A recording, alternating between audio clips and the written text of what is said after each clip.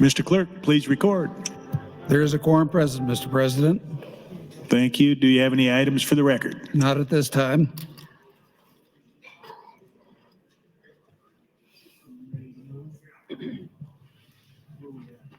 I'll refresh you. Just go on. Mr. Clerk. Mr. President, when we recessed for lunch, under consideration was Legislative Bill 583. There had been an introduction of the standing committee amendments, and under consideration currently is an amendment from Senator Brandt, AM 1124.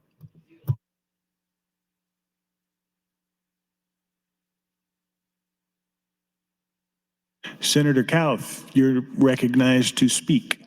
Thank you, Mr. President. I rise in support of LB 583 and AM 970, but I'm not in support of AM 1124. I'm a suburban senator in the Millard area, and I've spoken with our superintendent's office. We feel very confident with LB 583 and the amendment 970. We really feel like everyone worked very, very hard to come to this agreement. OPS and Lincoln Public Schools were both involved with the governor's panel. Millard was able to meet with the governor's office separately to express some of their concerns. They feel very confident with where we're at, and so I support 583 and AM 970. Thank you. Thank you, Senator. Senator Von Gilleren, you're next to speak. Good afternoon, colleagues. Good afternoon, Nebraskans. I rise in support of LB 584 and Amendment 970, but opposed to 1124. I'm a new guy, been here for 56 days now. I don't know everything, but I do know what it means to work out a package and to stick by it. I do know that the governor unveiled his plan before he even took office, and he's been working on it for months ever since. He worked with small rural districts and with the larger school districts to arrive at a solution that benefits all districts. And I know that there are hours and hours and hours on his part and part of his staff in that effort.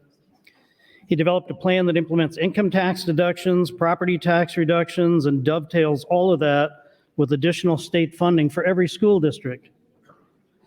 Again, I don't know everything about how everything works around here, but I do know that the floor is not the place to learn about an alternative plan.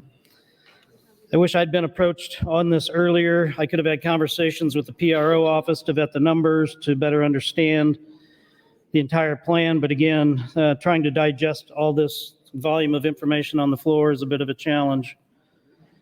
I respect what the governor assembled and what the PRO office has vetted for the numbers and the entire package that ensures property tax relief. This is the first rural versus urban conversation that we've had on the floor so far. I heard about this, but this is the first time I've seen it. Ironically, the plan that's being fought against, the governor's plan, is from a rural governor. Frankly, I feel a little bit blindsided, and I'm not saying that that was intentional or strategic, but it is true. I talk a great deal with several of the senators that are bringing this to the floor today, and spent lots of time together, love them both, but neither have shared their intentions for this plan. I'm a little disappointed by that. I don't know if that was a strategic decision or just an oversight. I'd like to believe it's an oversight.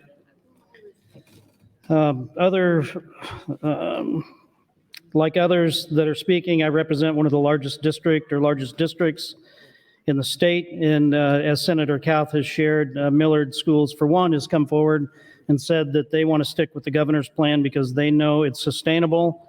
They know it was put together with a great deal of foresight. It's had a lot of government or budget vetting involved in the process, and they want to stand behind that. Senator Dungan said this morning, we have a giant pot of money sitting there, and that's been said before. That's me paraphrasing him and him paraphrasing others that have spoken that, and it's true. And because of that, the governor's agreed to set aside $1 billion in the Education Future Forward Fund. And after doing that, that leaves $1.6 billion in reserves and still leaves substantial money, over $2 billion in departmental budgets. So sustainability isn't an issue. The issue is, how do we fund schools and ensure that the property taxpayers get relief? Senator Brandt said, I see these as complementary plans, and that may be true, but frankly, I don't have the time to weigh in on that and make an accurate determination, again, here on the floor. As Senator Breezy and others have stated, I too want to respect the fact that the income tax reduction package, the property tax reduction package, and school funding are all integrally tied together. And frankly, I question where this additional $72 million or $100 million, I guess we don't know actually the numbers, are going to come from. And we don't know the actual cost because there's no fiscal note of the blend between AM 1124 being adopted with LB 584 because it didn't go through the hearing process. And by the way, the hearing process that so many of the advocates of this amendment have spoken so passionately about in past weeks was circumvented by this amendment. But yet I don't hear nearly the passion or concern over that today. This may be a better plan. Thank you, Mr. President. This may be a better plan, but I don't have the time to digest it and the impact or completely understand the financial implications. Maybe I can support it one day, but not today. Thank you. Thank you, Senator. Senator Sanders, you're recognized to speak. Thank you, and good afternoon, Mr. President and colleagues. Again, I rise today in favor of the committee amendment and respectfully opposed LB 24. I do thank Senator Brandt and Dave Welch for encouraging a thorough discussion. And I thank my colleagues for the discourse today. It is very necessary because in front of us lies a new proposal. I want to refresh the body on how we got to this point. In December, Governor-elect Pillen brought together representatives from across lines in his school finance reform working group. We met 3 times, and the governor's team spent hours discussing different approaches. They presented a proposal to the working group. The bill was then introduced, and an amendment was brought to the hearing. Then the bill was amended again before passing the Education Committee. This is necessary because we are discussing a package that affects $1.3 billion. Why do I mention this? Because this bill has gone through a 4-month process. It has been reviewed by school districts and administrators at every step. Allow me to respectfully contrast that AM 1124. Here we have a proposal that does not have a fiscal note, so we can only estimate what it will cost. All we know is that it adds millions to a proposal that has been fine-tuned to the dollar. This proposal, AM 1124, has not been vetted as LB 583 has. It did not go through a working group. Many senators are only seeing it for the very first time today, as there was no briefing for the senators on this amendment. Even if AM 1124 may have some merit, property tax reform is too important to rush through an amendment that changes the entire proposal. And I mean the entire proposal. I was able to identify some concerns nonetheless. I wholly disagree with drawing down the property tax fund, also known as LB 1107, from 2020. I know Senator Dungan has mentioned that some of those funds remain unclaimed, and I do respect his effort to spend taxpayers' money wisely. However, this is a relatively young tax credit, and I do not feel it is appropriate to assume more credits won't be claimed as people hear about it. We do not know for a fact that if the demand on the fund will remain low. The funding mechanism from AM 1124 could take away property tax relief from Nebraskans. I hope I'm wrong, but this is why we need time to understand this proposal. In summary, this amendment has not been vetted. We have no official fiscal note, and it is brought to the entire body just yesterday. We cannot rush on this. We need to do what's right.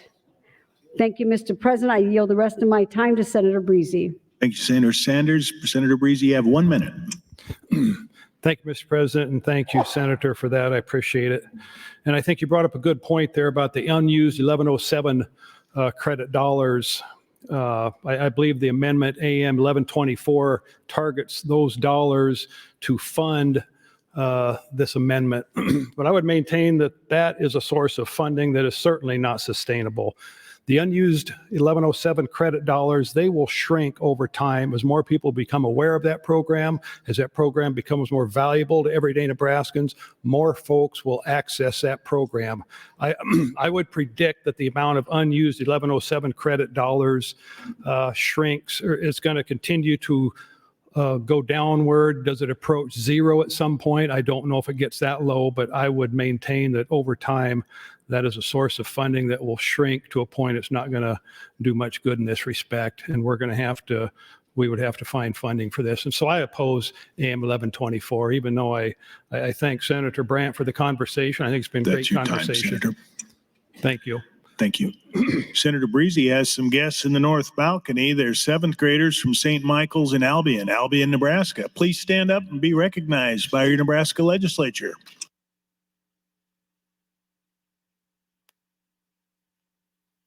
Senator Lowe, you're recognized to speak. Thank you, Lieutenant Governor. AM 1124 will sink LB 583.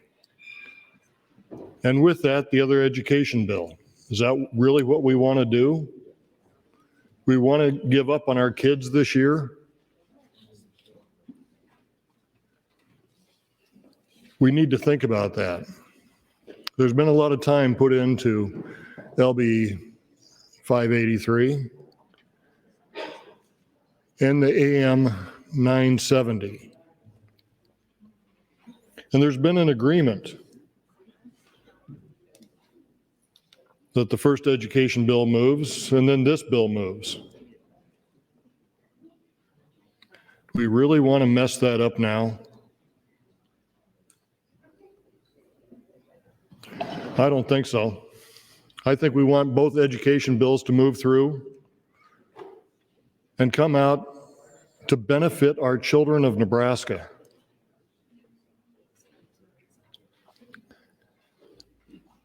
I think that when you look at the proponents of 1124, they're not the proponents of 583 and 970 as a whole. We need to take 1124 and do an interim study and see what more we can do for the children of Nebraska. We need to keep on working to make sure that our schools are funded to where they need to be for the education purposes, so that our kids will be the best in the country. That's what we need to concentrate on, not hurrying a bill that didn't come out of committee to the floor. With that, I'd like to yield the rest of my time to Senator Breezy, if he would like it. Thank you, Senator Lowe. Senator Breezy, 2 minutes and 35 seconds. Thank you, Mr. President, and thank you for that, Senator Lowe. I appreciate it. I heard Senator Linehan on the floor earlier suggest that this $100 million shortfall that we're talking about should come from the property tax credit fund. If anything this morning or today should get your attention, that statement should. It certainly got my attention. And she correctly noted that we've essentially agreed that to an even split of income tax relief and property tax relief. So if that's the case, you can double that number. That creates additional fiscal issues. And where are we going to get the dollars? We're going to reduce child care help for young couples. We're going to reduce investment in child care facilities. We're going to cut short the income tax relief for our seniors. We're going to reduce the SPED reimbursement. I don't know. Those are tough decisions, but there would be decisions that would have to be made. And as you know, there's a lot of things in this package that we can pick away at here. If I had my druthers, I'd change some things, and I know you would also. But it really is time to respect the package. It's time to respect the work of the Education Committee. It's time to respect the work of the Revenue Committee, respect the work of everyone involved in this process.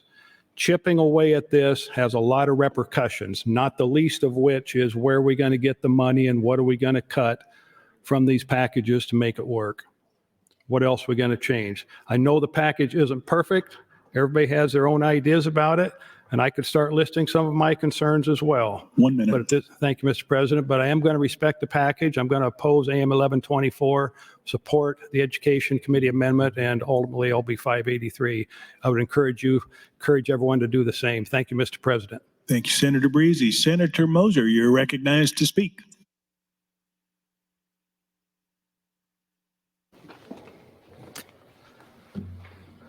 Good afternoon, colleagues.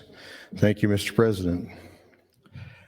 Well, in all of my time here, TIOSA was the two-headed monster that everybody loved to hate. And I think one of the selling points of 583 was every kid got foundation aid, every school, whether they were close to the threshold for TIOSA funding or not. So now with this amendment, it kind of puts its thumb on the scale. And if you're close to qualifying for TIOSA, or if you already get TIOSA, you'll get more.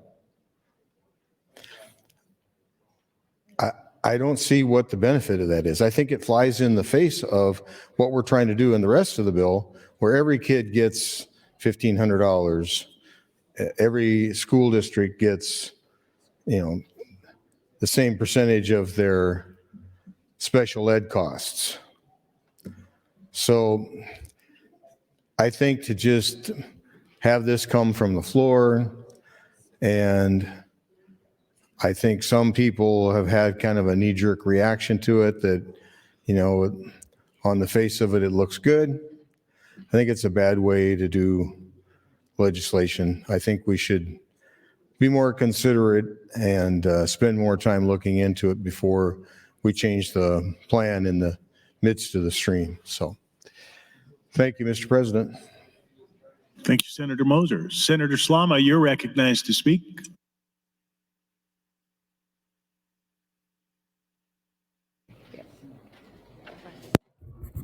Thank you, Mr. President.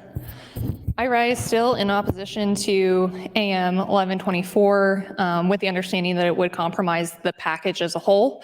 And when we're talking about the package here, I've seen it referred to a few different things, but to me, the package is LB 583, income tax relief, property tax relief. Those are the bills that make up the package that we're talking about here. So if you're sitting at home wondering when Senator Breezy is saying respect the package, we need to not mess with it. That's what he's talking about, are all the major bills that we've been discussing over the last week and a half. Now, why I'm opposed to AM 1124 is that it would sink the package because it's not feasible over the long haul. We're pulling $100 million out of our budget. We're pulling $100 million likely out of a property tax relief fund that we've fought to protect for years. And it's not what that money was intended to do. There's no promises in this amendment of dollar for dollar property tax relief. There's no promises that your property taxes will go down at all. It takes valuations down, but as property taxpayers know, that often leads to your valuations skyrocketing the next year. Like, that's just a reality of being a property taxpayer in Nebraska, is every time somebody says, well, your valuations are being lowered, or, well, we're not raising the levy this year, that almost always means, congratulations, your valuations have gone up. So yeah, you're still paying more in property taxes. So unless there's a dollar for dollar guarantee that this is actually going to go to property tax relief, I'm not going to compromise the entire package of bills that we've been debating for over a week now on an amendment that doesn't provide any guarantees. And I'm wholeheartedly, since day one, I've been a supporter of funding for our rural schools. This isn't the way to do it. It's not consistent. It's not protected in any way, shape, or form, and it doesn't address the core issue. You have to have some form of spending controls in there. Otherwise, we're just putting a Band-Aid on a bullet wound. And I look at AM 1124, and I do think it's a problematic precedent in that it is LB 320, which is still sitting in the Revenue Committee. It hasn't been exec'd out yet, and procedurally, this is really important in that we're talking about adding a bill that has not been advanced to the floor for general file debate to another bill. And I spoke about this for those of you that were here in the last biennium. I was wholeheartedly against this practice towards the end of last year's biennium when people were trying to attach their bills to what amounted to be the last lifeboats off of the Titanic. I get that there's limited space in this session. I absolutely believe that Senator Brandt and his supporters are very genuine in their approach to this, but I'm not in a position where I can support AM 1124 because we're putting property tax relief dollars at risk. Thank you, Mr. President. Thank you, Senator Slama. Senator Geist, you are recognized to speak. Thank you, Mr. President. I too stand in opposition to AM 1124, but I do support AM 970 and LB 583. I do remember back in December and January when I started hearing of the governor's move to change school funding. I thought it was one of the most bold moves that I had heard at the beginning of governor's term. And so I've been interested, and as this has gone through the process, to keep up with it and understand more about it. Because of that, and because of the kind of late notice that AM 1124 brings us to, that would be why I'm in opposition to it. I do know that the other two, the amendment and the underlying bill itself, have been in process, as you've already heard, a number of months, and painstakingly gone through the hearing and amendment process. And this one is just come up today for me anyway. Not being on the Revenue Committee, I have not sat down and had the opportunity until today to read through this.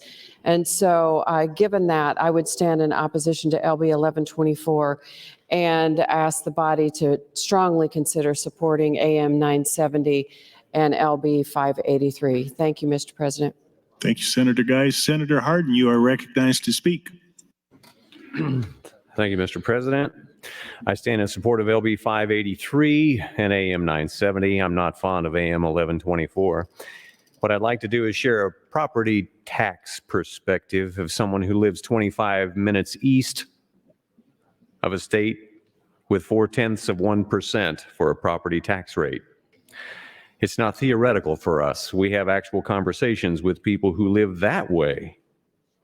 Wyoming has that average rate. My county property tax rate is more than 4 times higher than that. That's an enormous difference in property taxes in a year. Take it over the course of a decade or during the entire mortgage, and the difference is enormous. Take that difference in property tax over the next 10 or 20 years, and it too often results in decisions that friends and neighbors of mine are making right now. They're moving away from Nebraska to Wyoming because they cannot afford to continue to live in the home whose mortgage they paid off years ago. They point out that they still put aside as much monthly for their property taxes as they once put aside for the mortgage payments. It has a net effect of feeling like you never own it. And it has a net effect of moving away.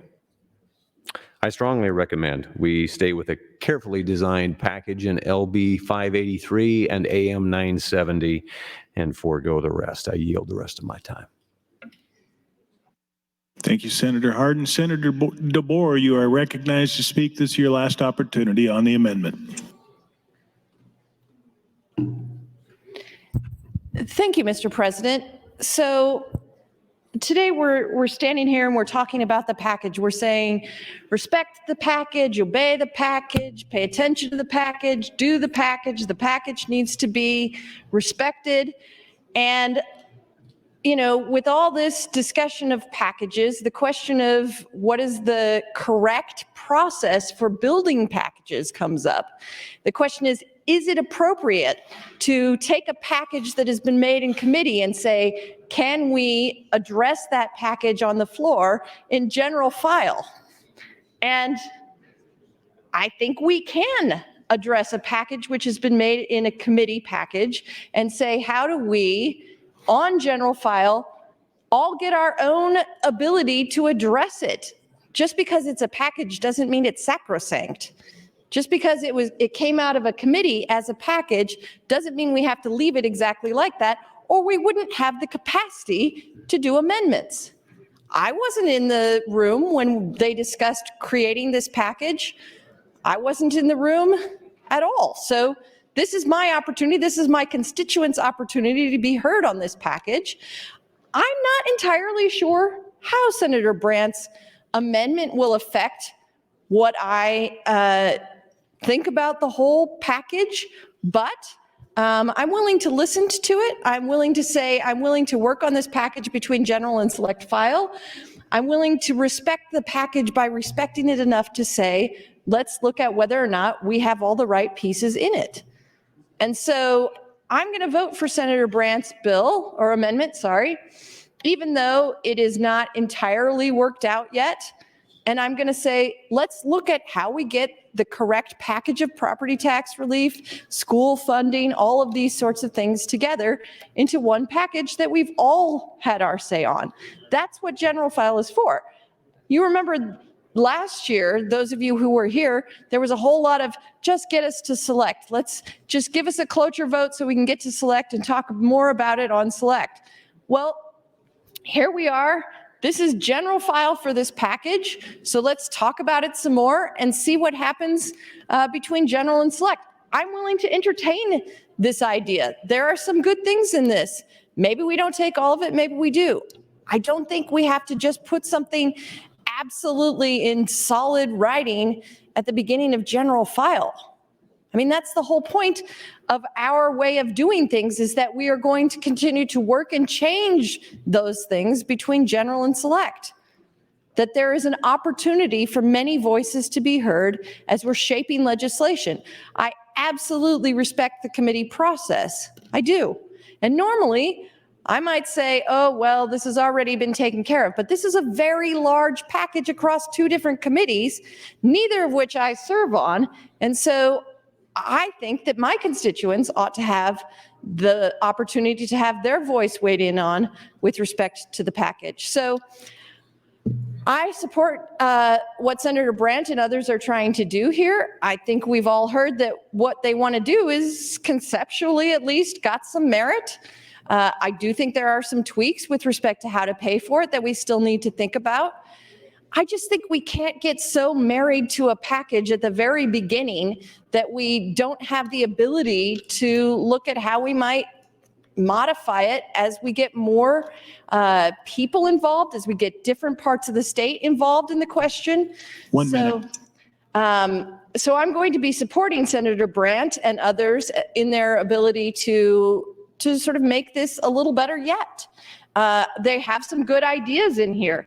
In fact, I had a bill that brought many of these ideas in the past. So yes, I respect the package. I respect it enough to amend it. And that's what I'm going to do and continue to do between now and select file as well. So thank you, Mr. President. Thank you, Senator DeBoer. Senator Halloran, you're recognized to speak.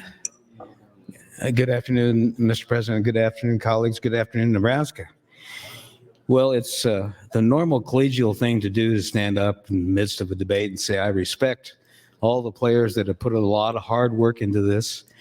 It's Senator Breezy, Senator Sanders, Senator Linehan, the governor, and I do respect them for that. But I'm not going to stand up here in support or in opposition to LB 583.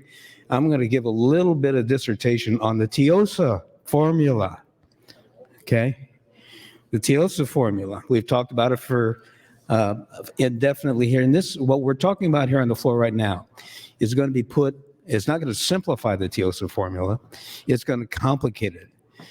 Now, if I looked around the room and I say to anybody, senator here, any senator that wants to explain the TIOSA formula to me, make eye contact with me now. Careful. I see 2 senators. I'm not going to call on you. I'm not going to play for a gotcha question. I'm not going to play a gotcha question. That happens too often here. But I'm going to explain the TIOSA formula. I got to thank Senator Sanders for passing this around. Up until now, I did not understand this formula. It's a very simple formula. Let me read it off to you. It's needs minus resources equals equalization aid, right? Well, that's like EMC equals EMC squared is the law of relativity. That doesn't explain anything to me. So let's talk about the needs. There's 18 boxes on this little flow chart. 18 boxes. I'm going to read them off to you. Package number 1 plus package number 2 plus package number 3 plus package number 4 plus package number 5 plus package number 6 plus package number 7 plus package number 8 plus package number 9 plus package number 10 plus package number 11 plus 12, 13, 14, 15, 16, 17, 18. All those packages have been put together over time into the TIOSA formula. It's a great simple formula. Those are the needs. Now, we're going to minus the resources. Okay, the minus the resources is package number 1 of resources, package number 2, package number 3, package number 4, and the package number 5. It's a very simple process here. I just wish the public had this simple chart in front of them to understand this. And then that equals equalization aid. And those are package number 1, package number 2, package number 3, package number 4, package number 5. The point of all this is, this has happened over a period of, 30 plus years, putting this formula together. And here we are trying to make it more complicated while we should be burning it up. We should be starting over. This shouldn't be that complicated. Whatever happened to the KISS method? Keep it simple, stupid, right? Or to be more politically correct and nicer, keep it straight and simple. We don't do that here. Why? Because we don't want the public to understand what the hell we're doing. We don't want them to understand what we're doing. We just sit around and talk about the TIOSA formula, right? Needs minus resources equals equalization aid. Well, it's not that simple, and we've made it complicated. We need to simplify it, and this is not doing it. Thank you, Mr. President. That's the last package I'm going to talk about today. Thank you, Senator Halloran. Senator Wayne, you're recognized to speak. Question.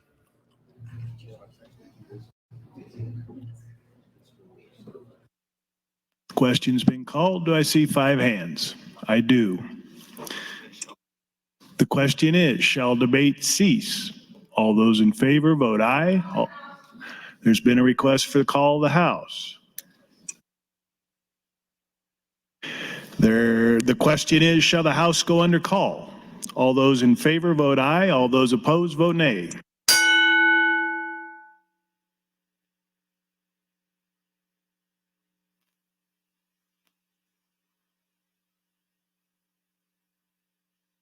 Record, Mr. Clerk. 20 yeas, 4 nays, place House under call. The House is under call. Senators, please record your presence. Those unexcused senators outside the chamber, please return to the chamber and record your presence. All unauthorized personnel, please leave the floor. The House is under call.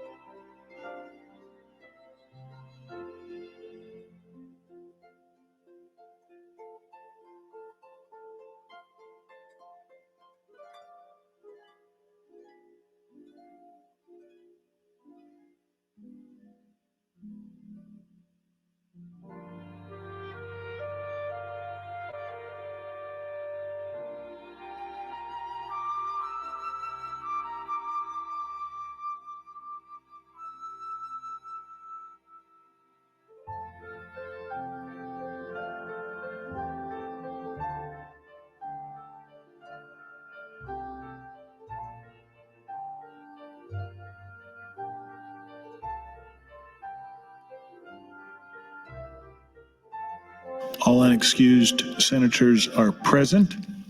The question is, shall debate cease? Request for roll call, regular order. All those in favor vote, Mr. Clerk. Senator Aguilar. Voting yes. Senator Albright. Voting yes. Senator Arch. Voting yes. Senator Armendariz. Voting yes. Senator Ballard. Voting yes. Senator Blood. Voting no, Senator Bostar. Voting yes, Senator Bostelman. Voting yes, Senator Brandt. Voting yes, Senator Brewer. Voting yes, Senator Breezy. Voting yes, Senator John Kavanaugh. Voting yes, Senator Michaela Kavanaugh. Voting yes, Senator Clements. Voting yes, Senator Conrad. Voting no, Senator Day. Voting yes, Senator DeBoer. Voting yes, Senator DeKay. Voting yes, Senator Dorn. Voting yes, Senator Dover. Voting yes, Senator Dungan. Voting yes, Senator Erdman. Voting yes, Senator Frederickson. Voting yes, Senator Geist. Voting yes, Senator Holleran. Voting yes, Senator Hansen. Voting yes, Senator Hardin. Voting yes, Senator Holdcroft. Voting yes, Senator Hughes. Voting yes, Senator Hunt. Voting no, Senator Ibach. Voting yes, Senator Jacobson. Voting yes, Senator Kauth. Voting yes, Senator Linehan. Voting yes, Senator Lippincott. Voting yes, Senator Lowe. Voting yes, Senator McDonald. Voting yes, Senator McKinney. Voting yes, Senator Mosier. Voting yes, Senator Merman. Voting yes, Senator Raybold. Voting yes, Senator Reapy. Voting yes, Senator Sanders. Voting yes, Senator Slama. Voting yes, Senator Vargas. Voting no, Senator Von Gillern. Voting yes, Senator Walls. Voting yes, Senator Wayne. Voting yes, Senator Wishart. Voting yes. Vote is 45 ayes, 4 nays, Mr. President, to cease debate. Debate does cease on AM 1124. Senator Brandt, you're recognized to close on the amendment. Thank you, Mr. Lieutenant Governor. Well, we accomplished what we wanted to accomplish. We had a very enlightened debate. People were engaged. I think we saw all sides of the argument. Some of it was maybe a little more skewed than others. But I guess that was the purpose of bringing this, to show that there are alternatives, that a package decided by a few, maybe there's a few other ideas out there that could be included in the package. I haven't worked this bill at all. I haven't asked one person in here for their vote. So I'm kind of excited to see how this is going to turn out. I mean, we've had a great discussion. I'd like to bring up a few comparisons. And I'm kind of surprised nobody did this. Omaha Public Schools under 583, $29,700,000. Under 1124, $35,817,000. This is in year 3. Okay? The money is there for years 1 and 2, whether it's 583 or 1124.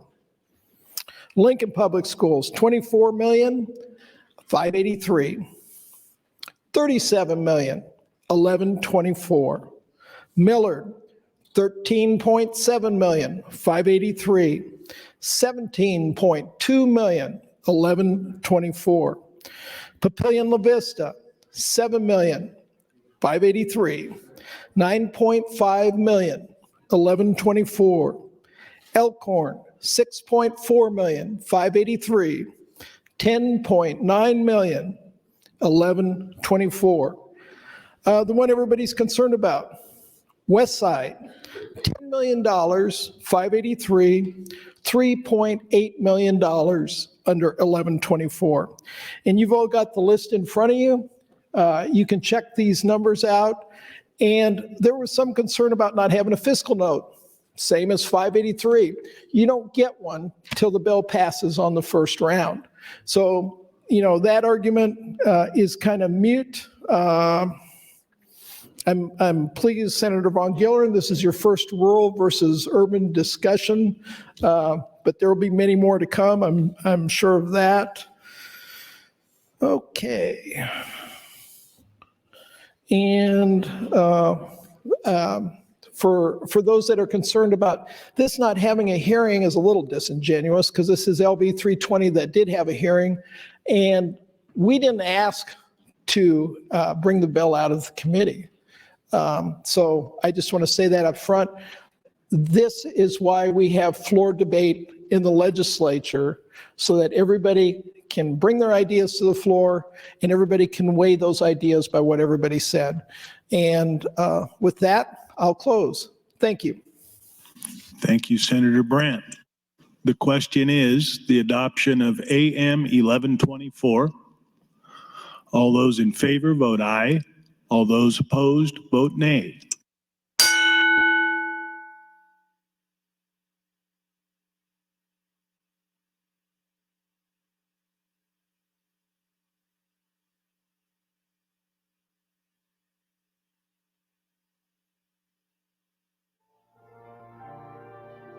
Record, Mr. Clerk. 17 nays, 29 nays on the adoption of the amendment. The amendment is not adopted. Raise the call.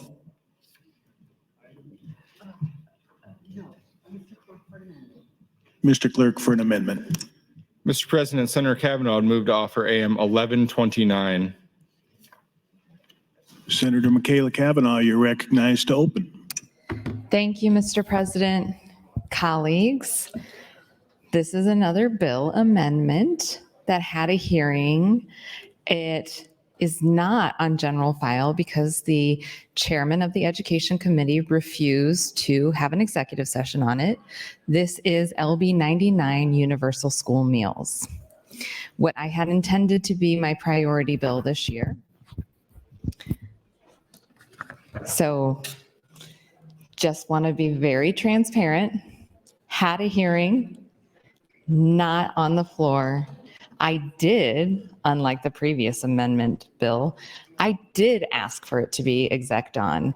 I don't know if it had the votes to get out of committee because the chairman refused to hold a vote on it. So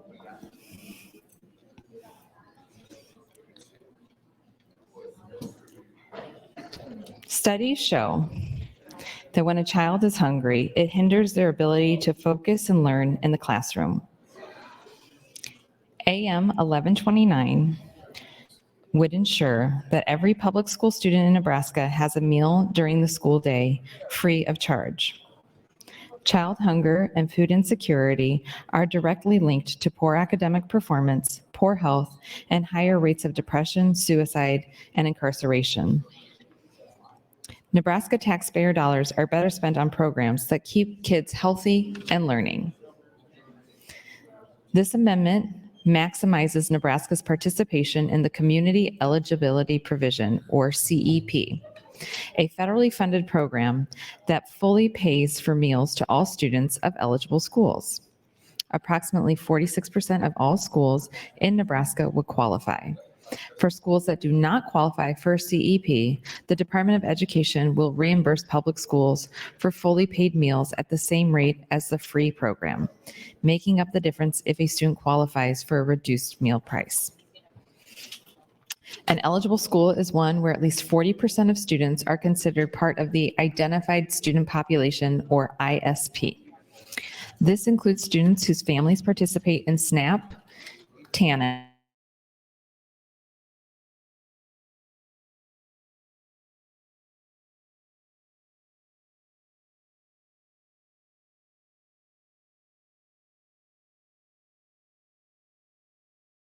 red tape for schools, and eliminates the cost of trying to collect school meal debt from families. I want to destigmatize the lunchroom for students who get bullied because they have to take the free meal that identifies their family as low income. Nebraska is the breadbasket of America, and yet Feeding America estimates 1 in 6 children in Nebraska are food insecure. That is over 100,000 Nebraska children that have to face hunger on a regular basis. That's why I urged the committee to move this to general file so that we can all work together to end child hunger in Nebraska. How much time do I have left? 6 minutes, 35 seconds. Thank you. So this is expensive. It's certainly not more expensive than all the other things that we have been debating of late. It is estimated to cost $55 million of general funds. This is going to ensure that all children have access to meals during the school day. We could have been a leader in this. I think this is the third time I've introduced this bill. It previously had gotten out of the Education Committee unanimously, which is again why I was extremely disappointed that the chairman refused to even have an executive session on it, considering he had previously voted for it when it came out of committee unanimously. Obviously, that seemed like inappropriate partisan politics, but we are where we are.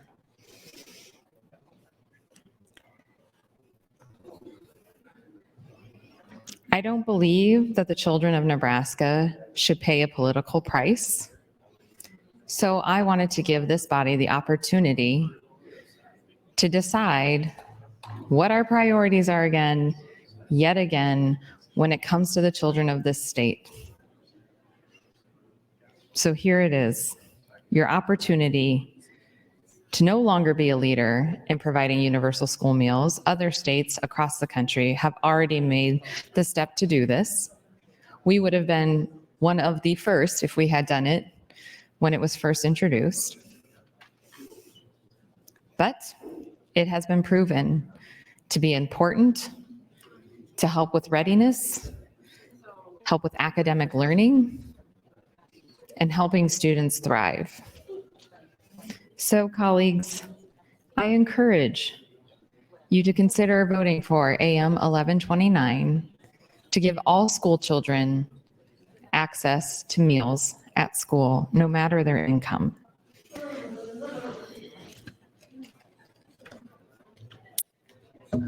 How much time do I have? 4 minutes, 8 seconds. Thank you.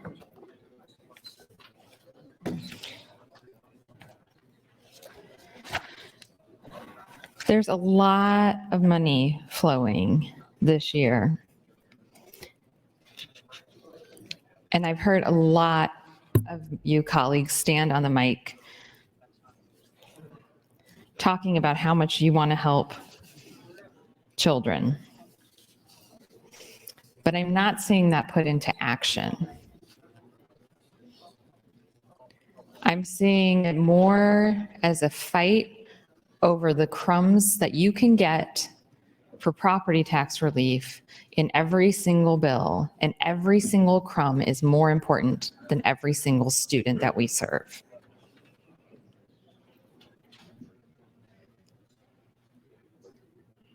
This is not part of the package. I don't know if this respects the package or disrespects the package or how this fits into the package. All I know is that this package is a package of food for students so that they can eat at school. My kids get their meals, their lunch at school. Sometimes we pack them their lunch, but not very often, really not very often, because they're provided a meal at school. And I have it set up that we automatically pay for it. It automatically, when their account runs out, it automatically withdraws from my bank account. It withdraws $40 at a time. So I have 2 kids in grade school, so it's $80, I don't know, every couple of weeks. That's a lot of money for me. It is. I make $12,000 a year. It's a lot of money for me. This would be helpful for me. That's not why I'm doing it. But it would be helpful for me. I'm also not telling you that because I think you care. Sorry, I almost cursed. I don't think you give a flying leap if anything that we do is helpful or not helpful to your Democratic colleagues personally. We've made that very clear in our votes this year. But it is helpful to me, and so I figure conflict of interest, transparency, that I would benefit from this financially because I make $12,000 a year and this is about $80 a month. for my family, so that's a significant amount. 1 minute. Almost 10% of my monthly income goes to school meals. So AM 1129, universal school meals. Let's feed the kids, or not. Thank you. Thank you, Senator. Senator Wayne, you're recognized to speak.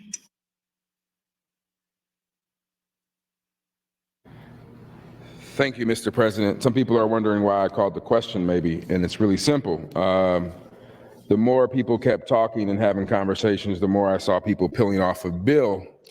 And I didn't want that number to drop any lower than where we were at, primarily because we got 17 votes. So I hope the introducer of this bill and the people who introduced this package understand what 17 green mean for me when I read that. 17 green, there are at least 17 people who are possibly not willing to vote for cloture next round. And if you don't believe I can work this floor, trust me, try me. If there are 17 people who are willing to try something different in a positive affirmation vote, I guarantee you I can get 17 to sit down on a cloture vote on select file. That's my promise to you on this bill. I have been straight up from day one on when we start talking about education funding. I understand that I may never get OPS to get on board with what the education funding is, and I am perfectly okay with that because I represent the students, not the system. We have to figure this out. I have amendments that I could drop, but I'll see on general file, we only have about probably an hour and a half left. Won't have time. I have 2 amendments. I'll let the package introducers come together and figure out which one they want. One of them is that there's no option enrollment funding inside the city of Omaha. The other one is everybody gets option enrollment funding inside the city of Omaha. I don't care which one we pick, but we're gonna treat every student on option enrollment the same in the city of Omaha. It makes no sense that you can drive 10 minutes inside the city and that student is worth $10,000 versus $5,000 from a state's perspective. Makes no sense. And there's nobody on this floor who can justify that. Nobody. In fact, those school districts share the same services for everything except for school. We have the same community colleges, which I understand we're changing that formula. We have the same police, the same fire, the same city taxes, the same county taxes, but yet for some reason the state treats them differently. And I know why, because they're unequalized school district. But from a state's perspective, we're either going to decide we're going to fund all children who option enroll in the city of Omaha the same, or I'm going to work my hardest to take this bill down. That's where I'm at on this. I have another amendment that I'm proposing about raising the poverty allowance and stair-stepping it over the next 5 years. Either we're going to get serious about providing resources in a targeted fashion to those who need it the most, or we're not. I'm calling balls and strikes here. I've been saying this for years. It's the first year that I'm on the education committee where I've seen the behind the scenes discussions. I've said it in exec multiple times, and I kept being told to wait or this bill has to be clean. Well, now it's on the floor and it's not going to be clean. We can make some changes, and we should respect all kids everywhere and fund them accordingly. Thank you, Mr. President. Thank you, Senator Wayne. Senator Linehan, you're recognized to speak. Thank you, Mr. President. Good afternoon, colleagues. So I haven't had a chance to talk to Senator Wayne off the mic on this, but I agree with him, and probably one of the guilty ones that said wait, but I agree that we need to adjust the poverty allowance. And it should go, I think he said from 30 up to 40 up to 50. I actually think it should probably go up to 80. And we should talk about that. And we've got time between now and select. We can talk about that. But when I hit my light, it was before Senator Wayne stood up, and I was actually going to stand up and compliment Senator Kavanaugh's efforts on 1129. whichever, I think that's what it says. And also, Senator Bostar, would you yield to a question? Senator Bostar, will you yield? Yes. Senator Bostar, you have a bill in committee that addresses the same issue, right? In education. Yes, for free student meals, I do. But it's not free for all students. This doesn't it narrow it down to, maybe I'm getting confused here, but there's one, maybe it's your bill or Senator Kavanaugh's bill, one of them that said if the school is at 50% poverty. So my understanding is there were 3 bills that worked to address cost of student meals. I think Senator Kavanaugh, myself, and then I believe Senator Walls.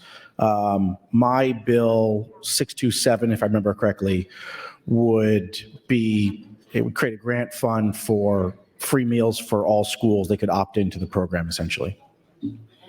Thank you, Senator Bostar. Thank you for reminding me of Senator Walls' bill, who she's standing right behind me and is getting ready to yield to a question. No, I'm not.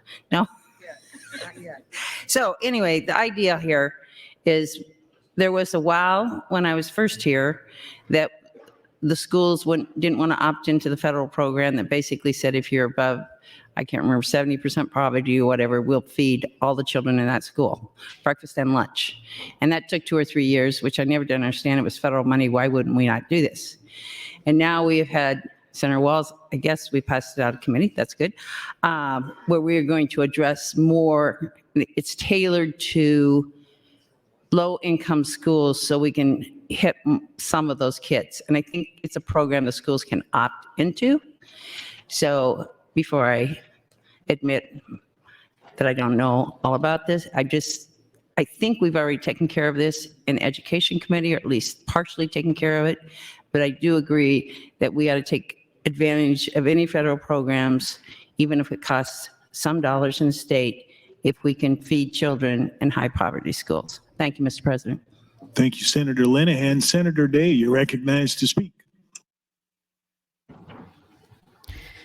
Thank you, Mr. President. I rise in support for Senator Kavanaugh's AM 1129. I think we have many, many conversations in here, as we have had today, about making sure that we are providing students with the best opportunity possible to get a quality education. And I think sometimes we can often gloss over sort of the fundamental things that we should be doing to make sure that kids have the best opportunity to get a good education as possible. And I think one of those things is making sure that children are fed. And I understand the desire to maybe only put that funding into particular schools based on the percentage of poverty level. But I would say to that, there are a lot of schools, even in my district, in Millard Public Schools, in Gretna Public Schools, and Papillion-La Vista, who would not be 50% poverty or more, who have many students that go hungry during the day. And I remember when we were doing the program during COVID, to the federal program to feed students, all students, through the federal government, how many meals were then passed out in addition to those lunches at the end of the day to families who needed it because they were struggling. So I think that we should be feeding every kid in every school every day, regardless of where they live, because often the kids who go to schools in districts like Gretna and Millard, it's assumed that when they go home, they're getting, regular meals like the other kids in the schools do. And there's even schools where there's less than 50% poverty. A lot of those kids go home at the end of the day and then are not fed until they come back in the morning to school for a free breakfast. So I am in full support of AM 1129 because I think it addresses one of the critical pieces of getting a quality education, which is making sure that all children have full tummies during the day. Thank you, Mr. President. Thank you, Senator Day. Senator Vargas announces some guests in the north balcony, fourth graders from Bancroft Elementary in Omaha. Please stand and be recognized by your Nebraska Legislature.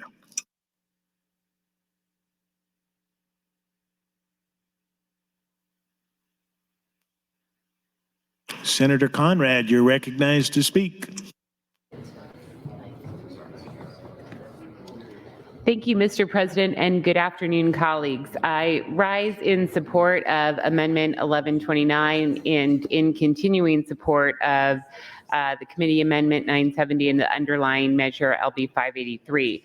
I was definitely disappointed that the body decided to call the question in terms of cutting short the last debate, which I thought was incredibly invigorating and thoughtful, and it was actually, I thought, one of the best debates that we've had in the legislature so far this year. So I'm encouraged that debate is being normalized again in the body, and I think that that's a very, very good thing, especially on something as important as our educational policy. I mentioned at the outset that I am supportive of the measure overall, and for the reasons increasing some funds for each individual student, finally coming closer to meeting our promises when it comes to providing resources for students with special needs, and as it's tied overall to an educational trust fund or future fund, which has long been something sought by a variety of different stakeholders to help to stabilize education funding when our state will inevitably hit a rockier period in terms of our overall economic prosperity. One thing that I think is exciting and important about Senator Kavanaugh's amendment that she put forward, and whether the solution comes with changing the poverty factor in the TIOSA formula itself, or finding ways to address and enhance poverty issues outside of the formula through other substantive ideas like helping to pick up the tab for school breakfast and school lunch. I think that this is a really important and exciting idea. Senator Kavanaugh, Senator Bostar, Senator Walz all brought forward very thoughtful pieces of legislation that try to mirror the approach taken by some of our sister states. I think at last check, I saw Connecticut, Massachusetts, Nevada, and Vermont had decided to provide for universal school lunch and breakfast programs. And I believe our neighbors right over in Colorado just voted to do so, perhaps I think through a vote of the people actually, which is very exciting. I need to double check the mechanics underlying that. But I think what we're seeing we're taking forward, we're learning some of these lessons from the pandemic, where we saw what increased access to school breakfast and school lunch did for economic self-sufficiency, for educational and academic success. And we have such a wonderful opportunity here in Nebraska, being such an incredible seat for a strong ag industry. Our farmers and ranchers feed the world, colleagues, but yet we still have people in our state, in our district, who struggle to put food on the table and to have access to healthy food to help them work and learn. And this is one thing that we could do, that we could come together on, particularly at a time of incredible economic prosperity, to try and figure out how to do more to improve nutrition services through our existing school programs for more families. Senator Linehan has been very open-minded about these different ideas in the committee, as have many committee members who are committed to trying to figure out the right mechanics to help Nebraska move forward in this regard. And I think it's important that you, thank you, Mr. President, recognize that there is, I think, a meeting of the minds here in terms of how important these programs are and the dividends that they pay, not only to families, but to our economy and to our academic progress and prowess as well. There's so much to like about school feeding programs in terms of health, in terms of nutrition, in terms of academic performance, in terms of impact to the ag economy, in terms of economic and racial justice. There's just so much to like here, and I think this would be very exciting if we had an opportunity to continue this dialogue this year or make it a priority for next to get the job done for Nebraska kids and families with our incredible agricultural sector helping to lead the way as well. We can feed the world, we can feed our kids, we can have better outcomes for families and schools. Thank you, Mr. President. Thank you, Senator Conrad. Senator Michaela Cavanaugh, you're recognized to speak. Thank you, Mr. President. Thank you to Senators Linehan and Conrad for their comments. Senator Walz does have an excellent school meals bill that I am very supportive of and has significantly less cost to the state. This bill requires the state to pick up the tab for the money, for the part of school meals that are not covered by federal dollars. So that's why AM 1129, if the fiscal note were to hold with LB 99, would be around $55 million. So at the hearing for LB 99, schools taking action, Nebraska Children's Education, for Nebraska's Children's Education. Their testimony came from Mr. John Scretta, the Administrator of Educational Services, Unit 6. Schools Taking Action for Nebraska Children's Education, or STANCE, is comprised of 18 mid-sized school districts free of lobbyists representing nearly 25,000 school children. STANCE is unique in the fact we have districts representing the entire state from Chadron to Plattsmouth, levies that range from $1.05 to 60 cents, and enrollments ranging from less than 900 to 4,000. We are representative of Nebraska's education, and we do not take that lightly in our position with the legislature. We submit this testimony in support of LB 99 with AM 48 proposed by Senator Cavanaugh. That's what this amendment is. The premise of this bill is based on sound educational and scientific research, which supports the nutritional and educational benefits of full participation in school breakfast and lunch programming by students. As the bill states, in order to have an educated and productive workforce, it must prepare its children to learn, and in order to do so, the children must be well nourished. The specific provision of this bill would leverage all available federal reimbursement funds through ensuring eligible schools access the community eligibility provision, and establishes criteria for the department to administer and ensure full reimbursement for all school meals beyond federal reimbursement dollars through the legislature's appropriation of money from the general fund. This is a prudent investment given the overwhelming evidence supporting childhood nutrition and its correlated improvements in academic performance. Childhood hunger is a barrier to learning. Conversely, as the Food Research and Action Center has noted, children who participate in school breakfast programming have demonstrated increased attention, memory, and alertness, translating to improved achievement test scores. Thus, the aptly named Nebraska School Breakfast Campaign, Score Big with School Breakfast. LB 99 addresses a pressing need, and the legislative solution suggested by this bill is based on the fundamentally sound premise that ensuring universal eligibility criteria for school meals will logically increase meal participation. There can be little doubt that by attacking childhood hunger, children's academic achievement, and life chances will be improved. STANCE districts commend Senator Cavanaugh for supporting student learning and demonstrating the leadership to combat child hunger and food insecurity through LB 99. This bill would provide instrumental support to K through 12 students in our state and reflects a sound commitment to prioritizing the needs of children. How much time do I have? 1 minute. Thank you. Another issue with the eligibility criteria of school meals is that some families don't apply for those programs. And so while they may be eligible, they are not getting that eligibility because they haven't applied for the programs like SNAP and TANF that make them eligible. So by eliminating the criteria and just offering school meals, we are eliminating that barrier, especially since it is very challenging for families to fill out that eligibility paperwork for SNAP and TANF because we have made poverty a full-time job through bureaucracy. So I will get in the queue to talk some more. Do I have just one more time? That's your time. And one more time on the mic? One more time and you're close. Thank you.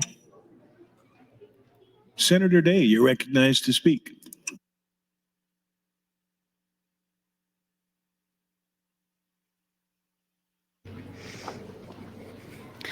Thank you, Mr. President. I rise again in support of AM 1129. I'm trying to understand a little bit more about the difference between Senator Walz's bill and Senator Kavanaugh's amendment here. It sounds like the Education Committee did move Senator Walz's bill out. But my question would be where is that bill in the process? Does it have a vehicle? Does it have any realistic chance of getting past the session? Because if it does not, then the opportunity in front of us should be the solution, because otherwise nothing will happen this session when we're talking about addressing hunger in school. So I would wonder if Senator Walz would yield to a couple of questions. Senator Walz, will you yield to a question? Yes, thank you. Thank you, Senator Walz. So it's my understanding that the Education Committee did vote out LB 285, which is your school hunger bill, correct? Correct. Do you know, does that bill have a vehicle or a priority this session? No, not right now. It does not. Okay. Okay. Thank you, Senator Walz. Sure. So that's essentially answers my question. I think we know the very small amount of time that we have this session to get anything done, and we are having a relevant conversation here about students and making sure that we're providing basic funding to provide fundamental things that are necessary for quality education. Hunger is absolutely a basic necessity to address when we're talking about quality education. So I still support AM 1129. Thank you, Mr. President. Thank you, Senator Day. Senator Blood, you're recognized to speak.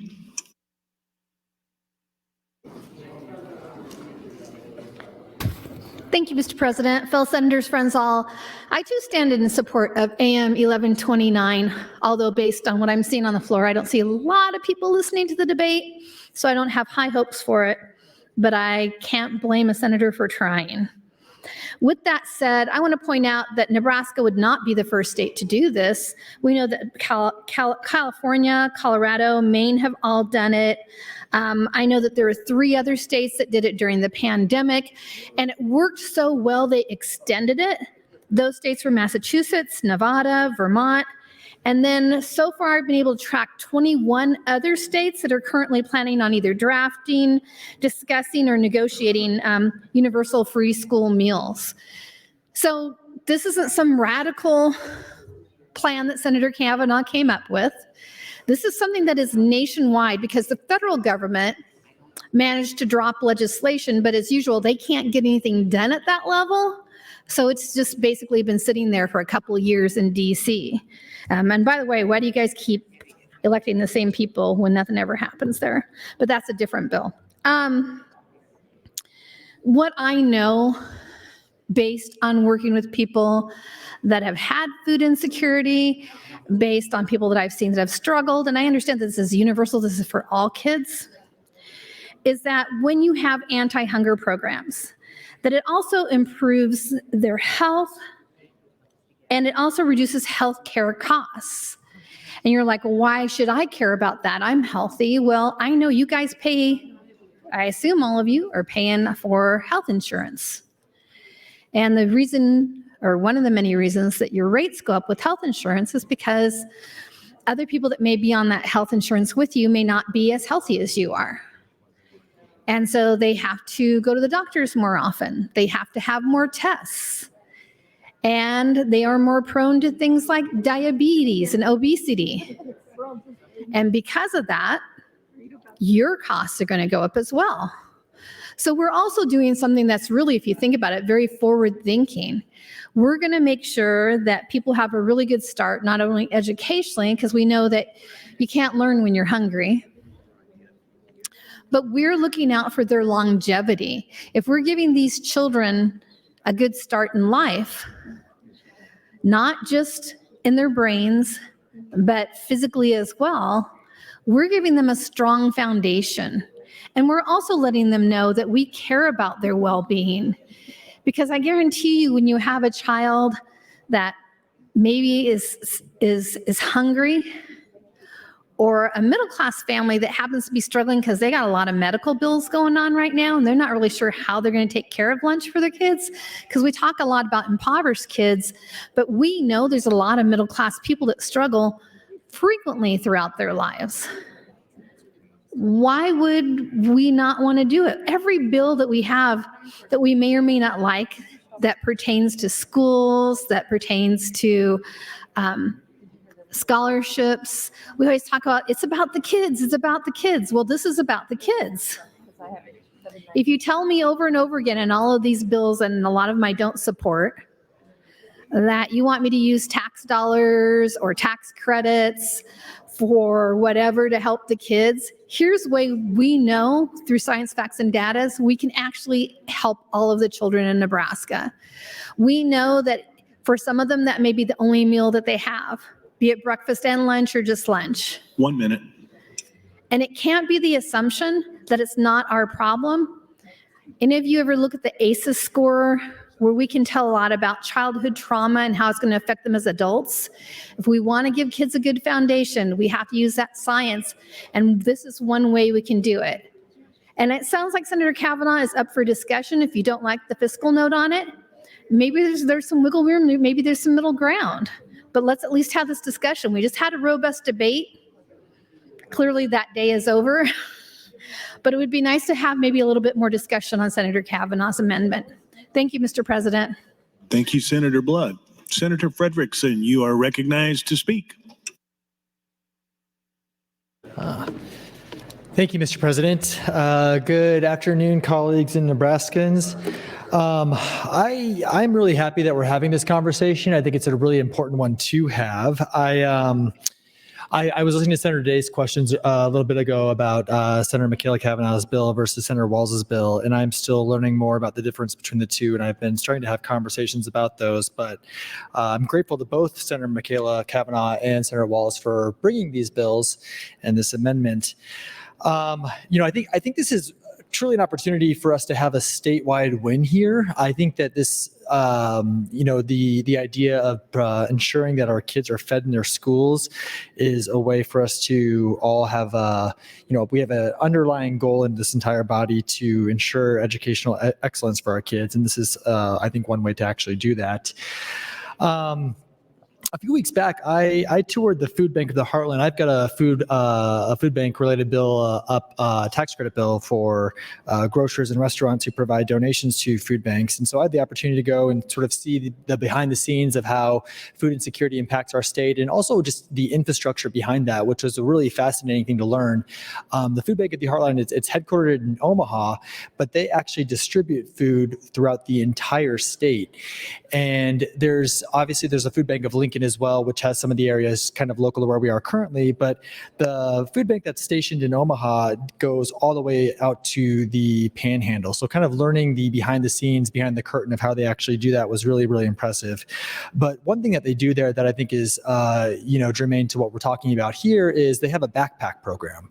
And the backpack program is they can send kids home with foods for the weekends or for long holidays, such as a spring break. So folks who are maybe food insecure have the opportunity to eat when they are not in the school. And the thing that really kind of struck me with that is when I was looking at what is sent home with the backpack program, the folks at the food bank were telling me that this actually is what enables the parents to eat. And that kind of confused me a little bit, because I was like, this is like SpaghettiOs or whatever. It seemed like pretty, pediatric type of food. Pediatric is maybe not the appropriate word, but something that a smaller child would eat.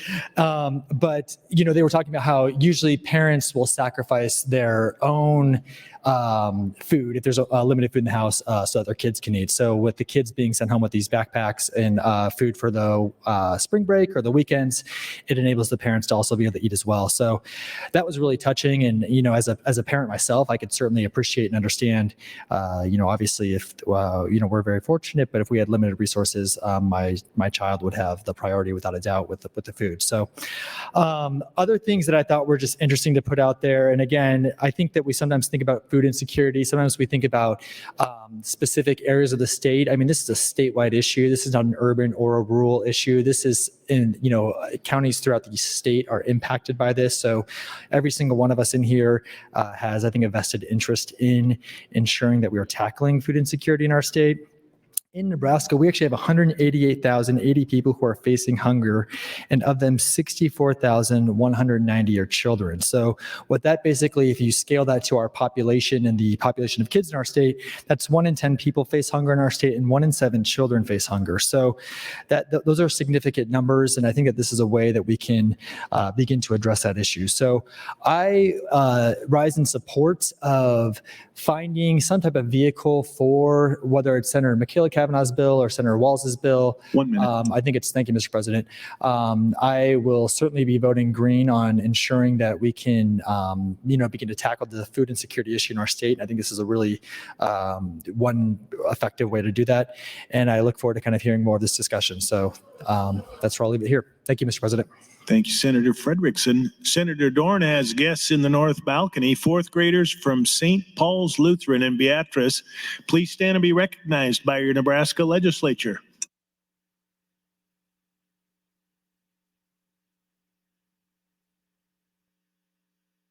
Senator Walls, you are recognized to speak. Thank you, Mr. President. First of all, I want to say that I understand that there are some things that come up that we all have not learned about when it comes to the floor. We have over 800 bills, so it's kind of tough to learn about every single bill before it's introduced and before it comes on the floor. So, to me, that's just welcome to the legislature. I did want to talk a little bit about the bill that I have, LB 285, which does allow for students to receive lunches. It automatically opts in schools to the community eligibility provision that have an identified student percentage greater or equal to 50%. It does not have a fiscal note. However, there may be some expenditures to the schools, so it also does give the schools an opt-out provision. Before the question was called, I had just had a conversation with my school district, my superintendent, actually a finance director. And we talked a little bit about Senator Brandt's bill. I was asking them how they felt about it. And overall, with both bills, they felt that they definitely agree that something needs to change. Something has to be done to reduce the reliance on property tax and bring more state aid into school. Of course, they are, like all schools, are a little concerned about the sustainability because we want to make sure that we're able to provide a quality education to our kids, not only today, not only in 5 years, but forever. But with that, they do appreciate creating a trust fund that will help alleviate some of those concerns. The number one thing that they were concerned about out of everything was that they do not believe that we value poverty like we should. And colleagues, I think that is really a conversation that we have to have. We have to have a conversation about poverty, and we have to have a conversation about how we make sure that kids are fed. Fremont has over 60% poverty. And as Senator Linehan, I think, talked about a little bit yesterday, the cap for poverty allowance is 30%. There is a bill that I have, I think it's LB 522, that also looks at increasing the poverty allowance from 1, so a child is counted currently 1, but it would increase that to 1.33. I do think it's a conversation that we could have. I think it's an important conversation. I don't think that we should even, I'm not going to say move forward. Of course, we're going to move forward. But I want to make sure that whatever type of school funding bill we pass, that it includes some type of poverty allowance, and that it's intentional and good for kids. Thank you, Mr. President. Thank you, Senator Walls. Senator Michaela Cavanaugh, you're recognized to speak. This is your last time before your close. Thank you, Mr. President.